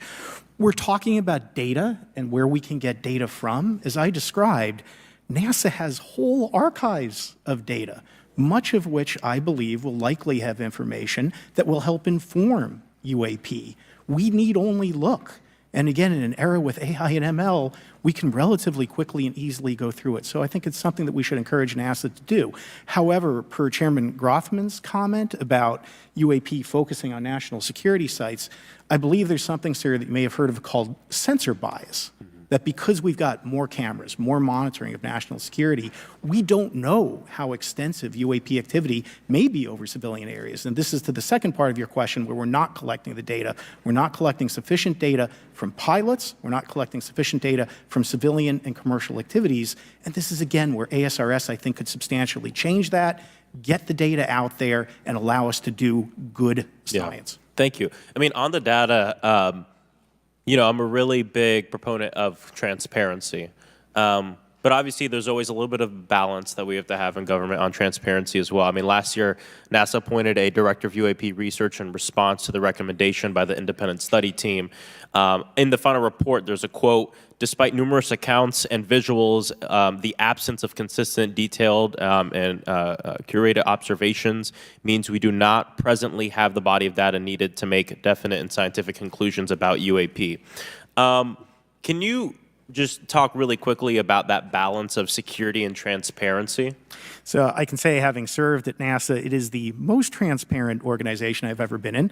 When we would have conversations of executive leadership, things would leak out almost instantly. So I can assure you, intentionally or not, NASA's very transparent. I don't know if many of you have worked with engineers or scientists. They love to talk. So I believe that NASA is a paradigm of transparency, but we must have the ability and the data to be able to be transparent with. And if we're not gathering that, if we're not looking at it, then we can't bring NASA into the game and get to that good science that you need. You know, it was about a year ago, I was touring a facility with a pretty senior government official. We went by a certain hangar, and they said, yeah, that's, you know, a company leases that out. We don't really know what's going on in there. We have no way of knowing what's going on in there. And there was a few of those, in fact, while we were driving around this facility. To what extent do you think that some of the UAP out there comes from off the books or unauthorized experimental aircraft? I mean, I think probably the vast majority of UAP are drones, experimental aircraft, weather conditions, which is, again, why I say if we review the data, I think we're going to discover a lot about things we weren't even thinking about. But there is a percentage that isn't. And looking into those anomalies is how discoveries will be made. And relative to science, Congressman, if I can say, when NASA studies black holes, when NASA studies galaxies, we have instruments that are tailored to do so. With UAP, we're using cockpit gun cameras or cell phones. We could never do good science with that. And let me tell you, the NASA budget is under pressure. We need to make sure that the Artemis program is funded fully. We need to beat China to the moon and maintain our presence in low Earth orbit. So NASA would need more money to do this, but I think tailored instruments that would look at UAP in the same way that we have tailored instruments to look at astronomical data is important to gathering valuable and uniform information. If we were studying black holes by using fighter cockpit cameras, we probably wouldn't know that much about black holes. 100%. Well, I think it's important that federal leaders take the necessary steps to ensure that UAP does not pose threats to the American public as well, and that we have the necessary budgets to collect this data so we can actually see what's going on. And I'm fully supportive of funding the Artemis mission. I think it's very important. Also, a personal note, the pilot is a frat brother of mine. He is a member of the Phi Beta Sigma Fraternity Incorporated, and so I would love to see my fraternity make it to the moon. Well, Redwire is building the cameras for Artemis, so we will take some pictures of your frat brother and get them. There we go. Thank you so much. I yield back. Thank you. I will now recognize Ms. Luna for 5 minutes of questioning. Mr. Elizondo, to your knowledge, can you name the country and around time frame that the first back-engineered UAP program started? Ma'am, unfortunately, I would not be able to have that conversation in public. Can anyone on the panel name that? I cannot. None of you? Okay. This next question is for Mr. Gallaudet. To your knowledge, have any USOs ever outpaced our submarines? Yes, ma'am. At what magnitude? I don't have the exact speed, but again, a witness came to me, a credible former submarine officer who observed it on sonar data. And this was in the 80s in the North Atlantic during a storm, and it outpaced his submarine by orders of magnitude. Are you aware of any hotspots that currently exist off our shores in North America? Not with sufficiently credible data, ma'am. Okay, we've heard reports of there potentially being hotspots, maybe entry and exit points. Have you heard of any of that? I have not, ma'am, but my colleague here, Mr. Elizondo, does discuss some USO activity that he's observed in certain DoD databases. Mr. Elizondo, in regards to these aircraft being piloted by whatever they might be, non-human biologics, would you agree that it's likely that they are being piloted by some mind-body connection? Ma'am, I think it is safe to presume here that they are being intelligently controlled because some cases seem to anticipate our maneuvers, and in other cases they seem to, I came across an email where the word stalked was used in a very secure email between Navy officers discussing their ships being pursued by a UAP. In our previous panel, we had Grush, and he had testified to say that some of these were interdimensional beings. Can you speak on that at all?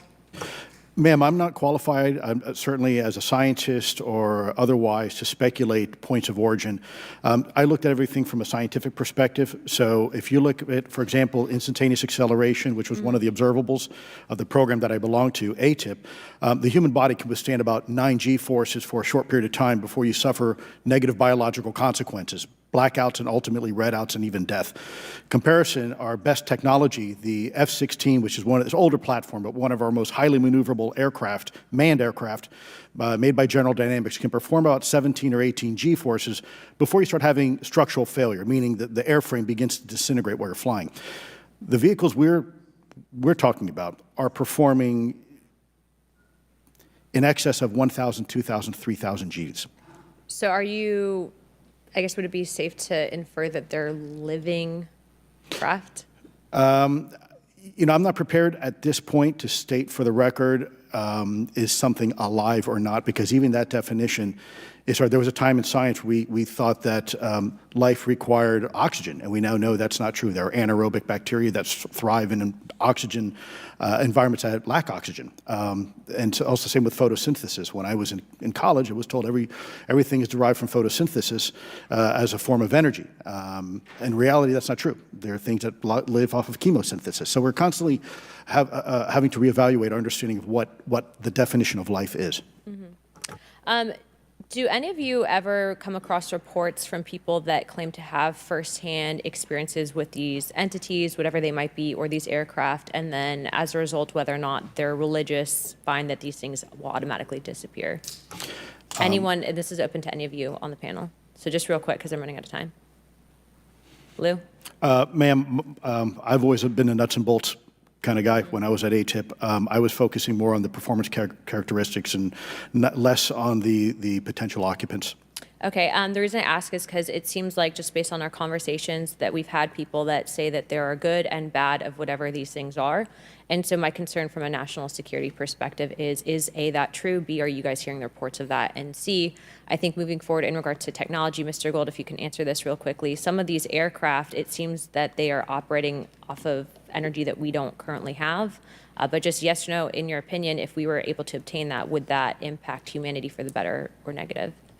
Would certainly save us some money on funding on Artemis. Definitely. And this is a national security issue, that if there is such technology out there, we're not the only country that might have access to it. We don't want to be on the wrong end of technological surprise. Okay. Thank you guys for your time. All right, thank you. I will now recognize Mr. Garcia for 5 minutes. Thank you, and I apologize for stepping out. My governor is here upstairs, so I'm trying to get in between meetings, so apologize for that. I want to just start by just asking everyone on the panel or witnesses, and I had a chance to read all the testimony before, but just to set the agenda, just if we can go down real briefly, do you believe, just for the record, that the federal government, any part of the federal government, is knowingly concealing evidence about UAPs from the public? Yes, sir. 100%. Yes. Yes. Thank you. I also want to just go down the line. I know many of you have already said this, but I just, for the record again, just briefly, what do you believe UAPs could be or are? Strong evidence that they are non-human, higher intelligence. I echo my colleague's comment, sir. Genuinely do not know. Don't know, but we must find out. Okay, thank you. I appreciate those answers, gentlemen. I think this is obviously another remarkable hearing with just really important information, so I thank all of you for answering the questions. Admiral, I just want to go back to one thing. Now, last year, our subcommittee heard from 2 retired Navy pilots, Lieutenant Ryan Graves and Commander David Fravor, regarding UAPs. Actually, I think Ryan is here in the audience and been a great person to get to know and to have conversations with. He, of course, has been involved in the Safe Airspace for Americans Act with Chairman Graves, with Chairwoman Mace for UAP reporting by civilian aviation personnel. Can you discuss briefly why it's important for civilian pilots to be able to report UAPs and why these legal protections are critical for our national security? Yes, Congressman, thank you. And I did invite Ryan Graves is my guest, as I'm on his advisory board for the Americans for Safe Aerospace, and the legislation that you supported and introduced, I fully support as well. And I think it's important that more civilian pilots, commercial pilots, report so we can better understand and learn and do research on UAP, as well as remove the stigma so more citizens report on what they observe. And also, it'll only contribute to aviation safety when we have a better understanding of where these UAP are, how they operate, and at what frequency and what capability level. So it's important for aviation safety, and it'll be important for moving science and research forward. Thank you, sir. And I just want to reiterate to my colleagues, I mean, this is a very bipartisan piece of legislation, and we just got to continue to get this through the Congress, and it's incredibly important that civilian pilots have the opportunity to safely report the UAPs that they are seeing or encountering in the air. And I can't express how critical this piece of what I believe is a larger collection of evidence and facts actually happen. We've been approached by pilots. I've talked to folks that have been engaged with our office and others, and there is still enormous stigma. And essentially, we don't have a system where folks are feeling free to be able to report what they're seeing. And so I just want to reiterate that advocacy. Mr. Gold, in your testimony, you discuss NASA's Aviation Safety Reporting System, a confidential, non-punitive reporting mechanism. In the Safe Airspace for Americans Act, we explicitly allow for civilian reporting, of course, of UAPs. Can you explain why the NASA task force recommended the use of the Aviation Safety Reporting System? The Aviation Safety Reporting System is an existing system that is trusted, that has taken hundreds of thousands, now millions of cases. And again, recognizing budgetary constraints, this seemed like the perfect way to be able to gain more data. And when it comes to the stigma, sir, it's something that pilots are used to reporting on, that crew is used to reporting on. So it's a great way to get data, to overcome the stigma without spending really that much more additional money since the system exists. Thank you so much for your support of that. Thank you for what Ryan Graves does. This is a common sense means to expose the truth of UAP for the purpose of this hearing. Thank you. And I just want to also add, now earlier this year, as part of the House Defense Authorization Bill, the NDAA, I had filed an amendment to include the UAP Disclosure Act, which would create a UAP Records Review Board and exercise with exercise of eminent domain over UAP-related material, modeled actually on the JFK Assassination Records Collection Act, which is widely known. Now, the amendment was blocked, but thankfully the Senate included the amendment by Senator Rounds and Schumer for the UAP Disclosure Act. So I just again want to say that we should be pushing and ensuring the UAP Disclosure Act, which is bipartisan in its support, should move forward. And if I can just briefly, particularly Admiral, can you just briefly, as I close my time, explain why the UAP Disclosure Act would be critical for us and our national security? Thank you, Congressman. Yes, I believe the UAP Disclosure Act is important for national security, as well as advancing potential socioeconomic benefits resulting from UAP research, as well as public safety, as we referred to previously regarding aviation. And this act will allow for greater transparency and open research, and that's why I'm also a member of the UAP Disclosure Fund as an advisor, as in the Sol Foundation, as an advisor, senior strategic advisor, which is advocating for the same. Thank you very much. I yield back. All right, thank you. I'd like to recognize Mr. Biggs for 5 minutes of questioning. Thank you, Madam Chair. Thank you for holding this committee. Thank you to the witnesses. Admiral, the video that is called the Go Fast video, the email that you've talked about being deleted, I just want to briefly cover this. You said that the email, the author was asking whether any of the recipients were aware of the classified technology demonstrations that it could explain the objects that were observed. And then you said the email disappears. Then you guys have a series of meetings. The commander of fleet forces and his operations officer never discussed the incident again. Is that right? Is that accurate? That's accurate, sir. And even during weekly meetings, it was never discussed again. My question for you is, you were in those meetings. Did you personally hear that nothing was going on about that? Yes, sir. I was in those meetings, and did you make inquiries about that? No, I did not, sir, because I inferred, since I had been read into other special access programs, that this UAP video was part of one that I was not read into, or any of the recipients, or the author of the email, and that an intelligence agency basically pulled it back and instructed the author of the email, hey, this is, you just conducted what they call spillage into a lower classification level. And when that's done, the procedures are basically to remove any of the communications. You're going to silo it.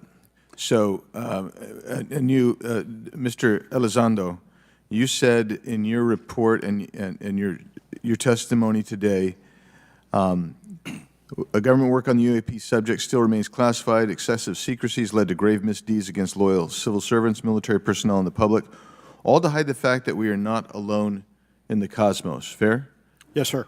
All right. And all of you, and Mr. Shellenberger, by the way, I've read several of your books, Mr. Shellenberger, excellent stuff. Thank you. What I would say, too, is you were asked about the veracity of the author of this report. You comfortable with the veracity? Yes. Okay. And then, and I'll get to you in a second, Mr. Gold. We'll talk about Kuhnian and Lakatoshian scientific advancement and how we're obviating that through these processes. But we'll get to that in a sec. Because what I want to really get to is the ultimate question it really becomes this. For what purpose is the federal government overclassifying, because that's what they're doing, they're overclassifying, and forbidding the public from getting access to this? And if you know, if you have an explanation, I'm curious because I know what I've been told. I just want to know from your perspective, why do they overclassify? Mr. Elizondo, you look like you're finger on the button, ready to go.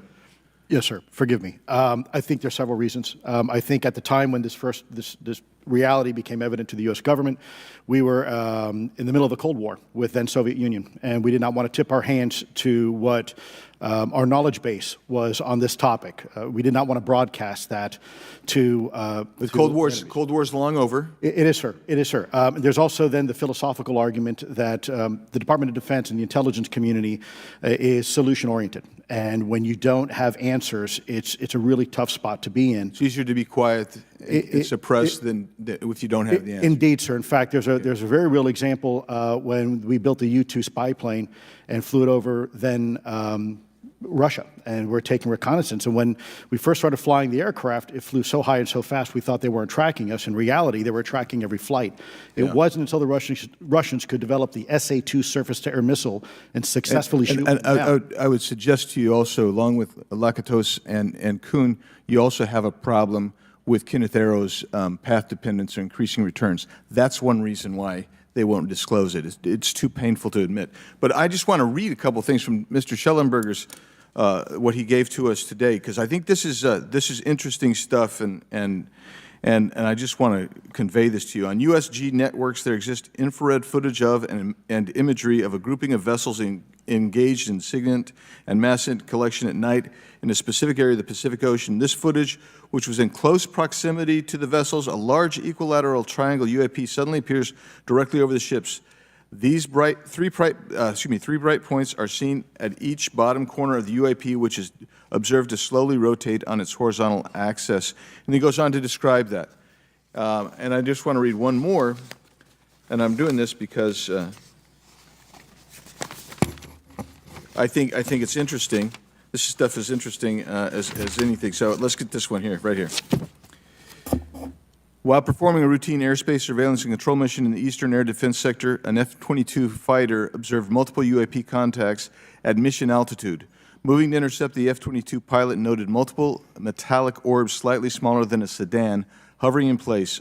Upon vectoring towards the UAPs, a smaller formation of the metallic orbs accelerated at rapid speed towards the F-22, which was unable to establish radar locks on the presumed hostile UAPs. The F-22 broke trajectory and attempted to evade, but was intercepted and boxed in by approximately 3 to 6 UAPs. And then I'll leave that there, but because I just have no more time left. Well, she's not looking. So let's just get into let's get into part of this. I thought I would be saved by the bell. No. Let's talk about Kuhnian, Lakatoshian type of scientific development, and the problem that we have here is you have institutional blockage of what would be normal development of scientific ideas. And if you want to expand that, Mr. Gold. We're over time, so be very fast, please. I'll just say I'm a recovering attorney, so please take it easy on the science. But all breakthroughs have been heretical at first, And that's the challenge that we face, particularly with something as extraordinary as this, which is why gathering the data is so important. And I'll just end by saying, by the way, the overclassification of material is in no way limited to UAP. That is occurring throughout the government, as well as the inability to get people classifications in a timely and efficient manner, and then to have those classifications be broad enough to be useful. So this is a larger issue that I hope that Congress will look at. Thank you. Thank you, Mr. Biggs. I've been generous. All right, Mr. Burleson, I'll recognize you for 5 minutes of questions, please. Thank you, Madam Chair. Mr. Elizondo, does any branch of the United States government or defense contractors possess technology? Sir, there's documentation that I believe was submitted for the record that was approved for release by the U.S. Pentagon, by the Department of Defense Office of Pre-Publication Security Review, and it states one of the reasons why my predecessor program, OSAP, was trying to collect material of unknown origin. Was it successfully collected? It was not. What happened is that there was an aerospace contract company that requested to divest itself of the material that was collected in the 1950s. Right. Unfortunately, that didn't actually occur. So let's dive into that. That's the Bigelow Airspace, correct? So yes, sir. There was a journalist, Christopher Sharp, who said that there was a transfer between Lockheed Martin, Bigelow Aerospace, and the CIA allegedly blocked this. Can you describe that? What I can say is that it was blocked. Why it was blocked, I can only surmise. I was part of some conversations later on with some of those contract personnel where they had told all of us that is accurate. What we required was a memo from the Secretary of the Air Force in order to make that complete, and that never occurred. And so when Secretary Mattis became Secretary of Defense, I decided it would be appropriate for me to try to receive a memo from him as SecDef, as Secretary of Defense, if we could not get a memo from the Secretary of the Air Force to transfer that material. So if that material exists today, who's in possession? Sir, I wouldn't be able to have that conversation in an open hearing. We'd probably have to have that. Okay, my question to you then is, if we were in a secure setting, if we were in a SCIF, would you be able to provide or get access to something, whether it's visuals or material that we could put our hands on, or biologics, that would convince me, that would show me that we have non-human origins? Sir, that decision would not be mine. That would be to the gatekeeper still in the U.S. government. And who would we, so if you were in our shoes, where would you go from here? How would you get that information? A lot of times we just don't know who to ask because we don't know where to go next. So if you were in our shoes, where would you go? Well, I prefer to answer that question in a closed session. However, we established AARO for that very purpose, and unfortunately, under its previous leadership, it failed. So one would hope that they would have the authorities necessary to do that. Let's hope that this new iteration of leadership will be successful. In the discussions, it's simply about material, or is there discussion about it was previously testified that there's biologics that were collected. Are you aware of any of that? I am, sir, aware of the reporting that biologics have been recovered. Again, my focus was more nuts and bolts, looking at the physical aspects of these phenomenon, how they interacted around military equities and nuclear equities. So I'm certainly not a medical expert. I would not be able to probably provide you a whole lot of value in that simply because I don't have the expertise. But was anything described as that we have possession of bodies? Yes, yes. Is it multiple types of creatures, or? Sir, I couldn't answer that. I can tell you anecdotally that it was discussed quite a bit when I was at the Pentagon. The problem is the supposed collection of these biological samples occurred before my time, in fact, before I was even born. And was this part of the Lockheed Martin discussion, or was this the biologics is a completely separate? Separate yet related. Okay. Has anyone made contact? Sir, I'm sorry, could you specify? Has there been any, to your knowledge, any communication with a non-human life form? So the term communication is a bit of a trick word because there's verbal communication like we're having now. The problem is you also have nonverbal communication. And so I would say definitively yes, but from a nonverbal meaning, when a Russian reconnaissance aircraft comes into U.S. airspace, we scramble 2 F-22s, and we are certainly communicating intent and capability. I think the same goes with this. We have these things that are being observed over controlled U.S. airspace, and they're not really doing a good job hiding themselves. They're making it pretty obvious they have the ability to even interfere with our nuclear equities and our nuclear readiness. Is the United States government and our contractors, are they pulling technology from this? Or they're reverse engineering this? Sir, as I previously stated, and please forgive me, I am not authorized to discuss specifics about crash retrievals. I signed documentation with the U.S. government. What I can say was, after a very thorough review process by the Pentagon, what I wrote about. And that was my limit, unfortunately, that I was given. Thank you. Yes, sir. Thank you. I would like to recognize Mr. Timmons for 5 minutes of questioning. Thank you, Madam Chair. Mr. Elizondo, you just said something interesting. You said they don't seem to be hiding. They don't seem to be hiding. The UAP sightings are becoming increasingly brash, if you will. And, we've been hearing about these for years, but they've generally been isolated and not as consistent and over critical military installations. Would you say that's fair? Is this becoming increasingly often? Is it happening more and more? Great question, sir. Let me see if I can answer this for you. Certainly, there seems to be some indication that they're being provocative, meaning that they're, in some cases, literally splitting aircraft formations right down the middle. So that's an air safety issue. The question is it the frequency increasing? And really the response is it depends. Yes, it's possible that there is an increase in frequency, but it's also possible that there's heightened awareness now, and there's also more pervasiveness of technology out there that's collecting this information and that can record this information. So we're not quite sure yet if it's actually an increase in numbers of these events, or is it that we have better equipment now to record these things, and we have a better ability, if you will, to analyze these things. And that's my next question.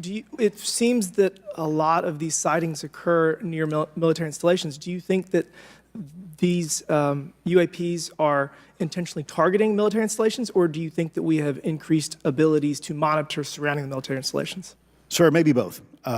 Part of my concern is we have something in the Department of Defense and the intelligence community called IPB, Initial Preparations of the Battle Space. And we use equities like ISR, intelligence, surveillance, and reconnaissance, and other type of equities and technologies to prep the battle space. And certainly, if I was wearing my national security hat, even if there was a 2% chance that there was some sort of hostile intent here, that's 2% higher than we really can accept. And so we must figure out, there's a calculus, capabilities versus intent, in order to identify if something is a national security threat. We've seen some of the capabilities, yet we have no idea in the intent. And so this is why this discussion is somewhat, I think, problematic from a governmental perspective, because we have no idea. Sure, thank you. Mr. Shellenberger, you're particularly familiar with the Langley Air Force Base incident a year ago? Are you familiar? Just from what I read in the Just news. from what you've read? Yeah. I would imagine a large percentage of the American population became aware of that with the Wall Street Journal article. Would you agree with that? Yes. And were you aware of that incident prior to the Wall Street Journal article? No. To the rest of the panel, was the Wall Street Journal article the first time that y'all were made aware of what was essentially an over 2-week UAP frenzy over Langley Air Force Base? Were y'all aware of this prior to the Wall Street Journal article? Anybody? Show of hands. Yes, sir. Dr. Gallaudet, could you give me how did you become aware of it? A colleague of mine who I referenced previously, Chris Mellon, he wrote an extensive article about this, that there were other incursions of drones over Langley before this, as well as many, many military installations over the last 5 decades. And it's my understanding that there's been an ever-increasing in number, and I'm trying to think how to say this because I wear 2 different hats. I'm still in the Air Force. So, I mean, it seems that they're becoming increasingly brash, and the question that we really have to figure out is it China or is it non-human? And I think that's the biggest question the American people want to know. If it's China, it's scary because they have a lot of technology that we cannot explain. And if it's non-human, that's scary because we don't know the intent. Would you say that's fair? Yes, Congressman. And in fact, I really believe that we should use this hearing as a catalyst to improve and bolster our air defense capabilities and our maritime domain awareness capabilities, because obviously there are holes in it, whether it be UAP of non-HI direction or NHI direction, or, as you say, sir, China or any other adversary. Are you all aware of any task force at the Pentagon or in the national security apparatus that's trying to assess the answer to that question? At the current moment, sir, no, but this is a great point. From 2020 to 2022, there was a UAP task force in the DoD succeeding where Mr. Elizondo worked, led by Jay Stratton, who had the first comprehensive whole-of-government approach to UAP, which involved pathways to declassification and to increase transparency, as well as assessing the national security risks of UAP.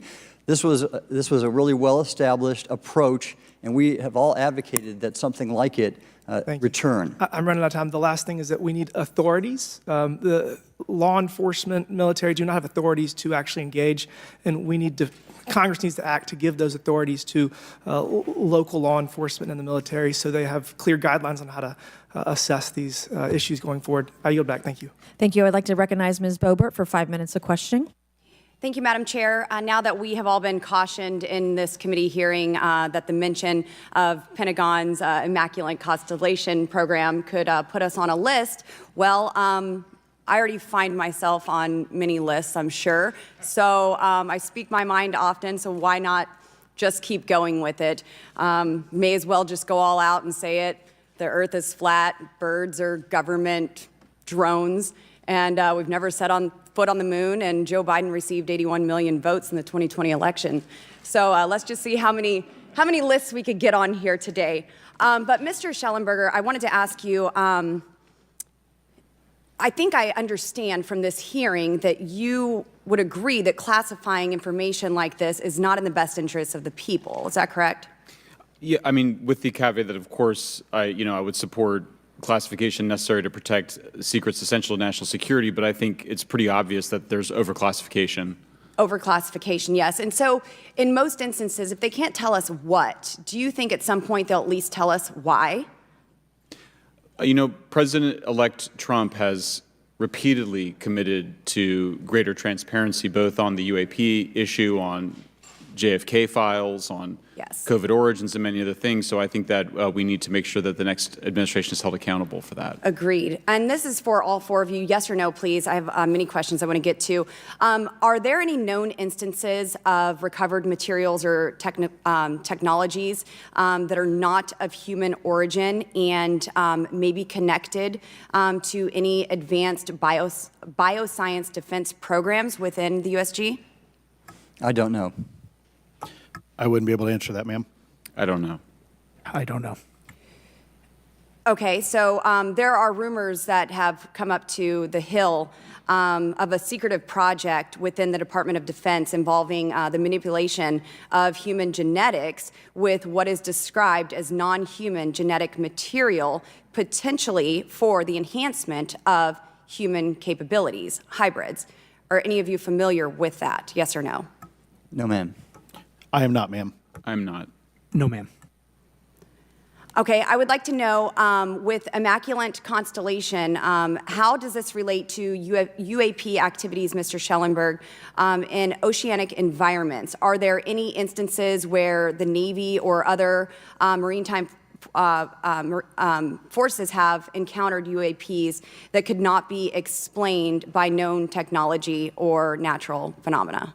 Yeah, the Immaculate Constellation covers both terrestrial and oceanic, and there's actually a number of cases described in the report that occur in the ocean. And do you believe that there is a concerted effort by the Pentagon to keep Congress out of the loop regarding these UAP activities, specifically in our waters? Yes. I think it's about 5% of our ocean that's actually been studied in detail by man, and we've studied more of space than we had of our own oceans. And so are there any accounts of UAPs emerging from or submerging into our water which could indicate a base or presence beneath the ocean's surface? I don't know about a base, but as I mentioned, I had a different source entirely describe this pretty extraordinary footage that exists of orbs, of an orb coming out of the ocean and being met by another orb. Some would say that there's multiple hotspots where we see frequent activity. So in your investigations, have you come across any data or visual evidence like sonar readings or underwater footage of these UAPs? I have not beyond what's in the report. You've written about UAPs not only in the air but in underwater. Are there any specifics on what you've learned about the UAP activity in our oceans? Particularly, have you spoken with sources who have provided any evidence or eyewitness accounts of these UAPs interacting with our naval forces or being detected by our underwater surveillance systems? Nothing beyond what's in the report and then the specific case that I mentioned with the orbs. So this report says it all. There's no other information that we are aware of regarding the activity within our waters. I have other sources that have told me that have shared a significant amount of information, but they're not comfortable with me sharing it at this point. Okay. Are there any technological capabilities observed in these oceanic UAPs that seem to defy our current understanding of physics or our engineering capabilities? It seems like they all do. Yes, I would agree with that. My time is up, but I do appreciate your bravery, your courage for coming here and speaking today. And it seems like there's still some questions that we need answers to, and we will not relent until we get those to the American people. Thank you all. Thank you. I move to allow myself and the ranking member 5 additional minutes for questions. Without objection, so ordered. Mr. Elizondo, were you read into the Immaculate Constellation program? I would not be authorized to confirm nor deny the existence of any ongoing or past program, especially as it relates to a special access program, either by name or trigraph. Okay, and then does the U.S. government or private contractors, do they work with other foreign countries, China, for example, to exchange data, quote from a source, that intelligence data about UAP? Let me see if I can answer that a little bit more generally, ma'am, if I may. We do have foreign material exploitation programs. That is something that is widely known, and that term itself is unclassified. How exactly that works becomes a bit sensitive. A discussion we could certainly have in a closed session if you like. We do work with international partners and allies quite often, not just in military exercises and workups, but in other intelligence efforts as well. In terms of material that's given to private contractors, is certain material given to certain contractors because of their experience? So, for example, if it's related to submerged and undersea propulsion, would it go to a general contractor like General Dynamics? Yes, ma'am, absolutely correct. Different contractors have different levels of expertise. What's Lockheed's expertise? Aerospace, ma'am. In the UAP space, that's all that they wouldn't do submerged. No, I didn't say that, ma'am. Okay. Lockheed Martin and others do quite a bit of work both in our atmosphere, in space, and even underwater. There are certain efforts to. It's a tough question you're asking. You put me on the spot here. I'm looking for the answer. Yes, ma'am. No, they are involved in a lot. I would rather let Lockheed Martin explain the different domains that they are involved with. Probably I'm not authorized to discuss that, but they are involved in a lot of different areas and domains. Admiral, flight safety risks for our pilots, based on what you've experienced and seen in your career. They're extensive, and the one exercise I referred to where I received the email that was then deleted was the pilots, and this is worth bringing out. There are debunkers out there who have said the Go Fast video was just a balloon. That was only one video that was released. There were dozens of these encounters that pilots, friends of Ryan Graves, who's in this room right here, witnessed and caused significant safety concerns. And to almost call out and exercise it and shut it down, which is very compressed, and the carrier's getting ready for deployment, and the pilots have to get certified to land on a carrier, it's extreme, to say the least. All right, I have two last questions. Real quickly, Mr. Shellenberger, how do we get more whistleblowers to come forward? Well, this hearing is very important, and obviously, I can't encourage whistleblowers to obtain information, but I can guarantee that I will protect them and go to prison to protect their identities if they come to me. Yes, sir. Okay, my last question. The first hearing we had on this, I'd never been briefed on UAPs or what they were, biologics, non-human, et cetera. How would you define, each of you, my last question, how would you define non-human biologics, non-human intelligence? What are we actually talking about? Admiral, and we'll go down the line.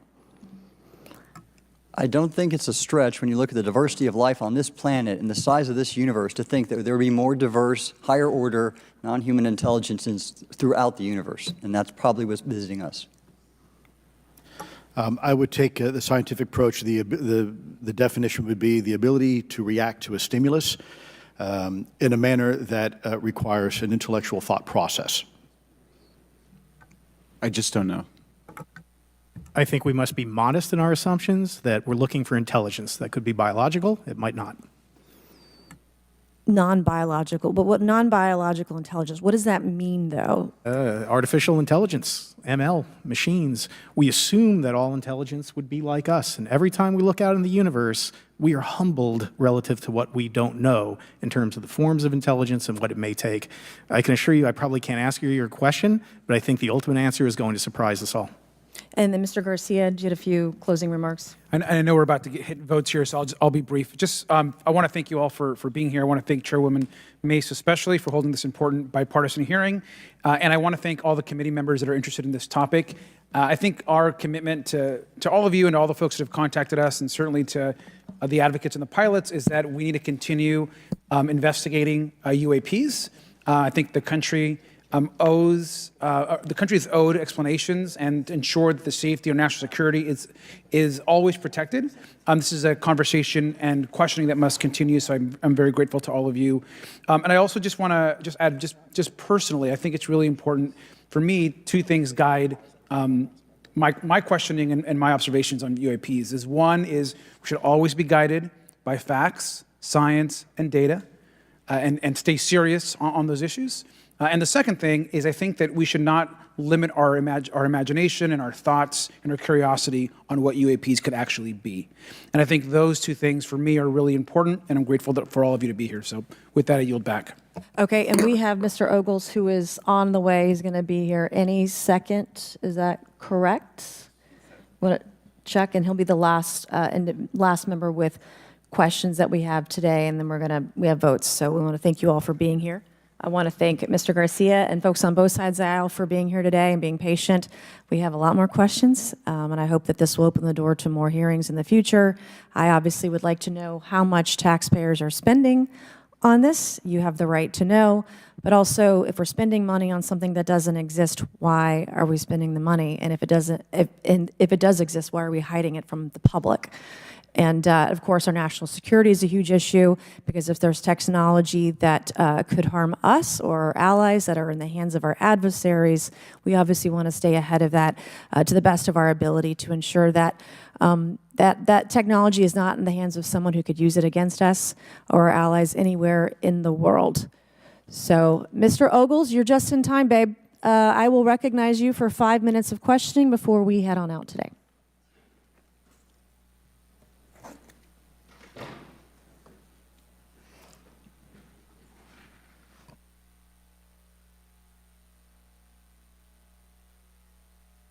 Well, thank you all for being here, and Madam Chairwoman, I'm out of breath because I sprinted to get here, but this is an important hearing.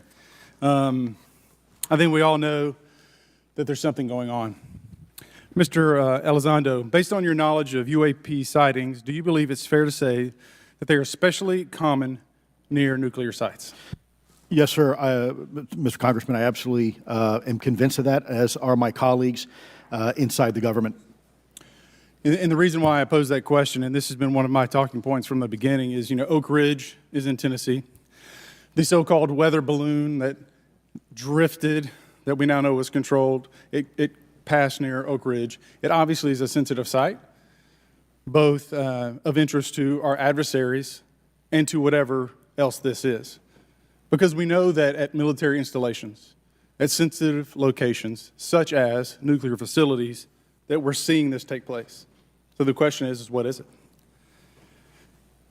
Do you believe they've caused an irregular activity, and why might they be interested in those sites? Sir, in some cases, it's actually regular activity. You'd be surprised. There's actually documentation right now that's been submitted. It's not just Oak Ridge. It's Savannah River Site, SRS. It's also Los Alamos. A lot of our sensitive R&D locations appear to be under some sort of surveillance and monitoring. Why? Well, because a lot of innovation comes out of those areas, a lot of new technologies, a lot of, if you will, disruptive technologies that we use for our national defense originates out of those locations, and advanced concepts in physics as well. So if I was doing any type of reconnaissance, even on a foreign adversary, that's a great target to start with. Sure, and again, this has been one of my talking points. I do have questions. What role might the Department of Energy or its subsidiaries or affiliates have in this type of technology or possessing this type of technology, whether it's ours or others? Mr. Gallaudet, I think your testimony has been pretty clear, but would you please reiterate that do you believe UAPs pose a threat to pilots? Excuse me. Yes, sir. Absolutely. They were threatening Navy pilots during the exercise that I was, my people were involved with in 2015, and it's my understanding they're risking pilot safety, commercial and military today. Well, considering, and I understand that there's a need in some cases to keep certain technologies secret, but you believe that it is posing a threat to our personnel, correct? Yes, sir. So I think it's reasonable to conclude that if there's a threat to our personnel who are serving our country faithfully, that there be oversight. 100%, Congressman. And in fact, that's the one thing that we've not talked about enough during this hearing is the fact that the government executive branch not sharing with Congress what it knows about UAP infringes on your legislative and oversight responsibilities to such an extent that's very concerning. I mean, what else are we, if you look at national security or intelligence or foreign affairs or appropriations, you all have oversight and legislative responsibility regarding those. This UAP issue may be the greatest issue of our time, and it's being hid from you. Well, I mean, and to your point, I think we've seen over the decades that we have certain adversaries like China, like Russia, that technologically speaking are not as advanced as us, that they lack some of the lethality that we have, and that we've seen that they've gone after our technologies and in some cases succeeded, in particular with missile technology. And so again, my concern, whether this technology emanates from us or otherworldly, that we know that we possess it. And where's the accountability? Where are the stopgaps? What are the guarantees that if this were to fall in enemy hands, that it isn't immediately weaponized against us? And I'll say this, it is clear from my experience and what I've seen that there is something out there. The question is it ours? Is it someone else's? Or is it otherworldly? And Madam Chairman, I would posit that as the legislative body, as the regulatory body, we must know.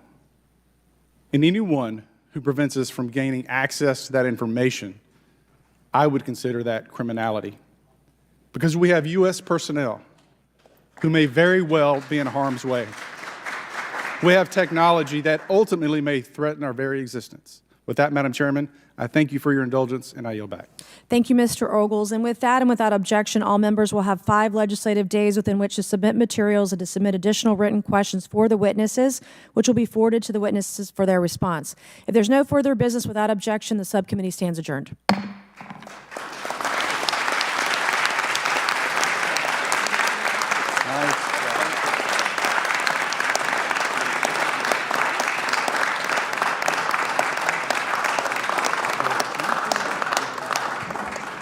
Appreciate you. Well done, sir. Thank you. That was a nice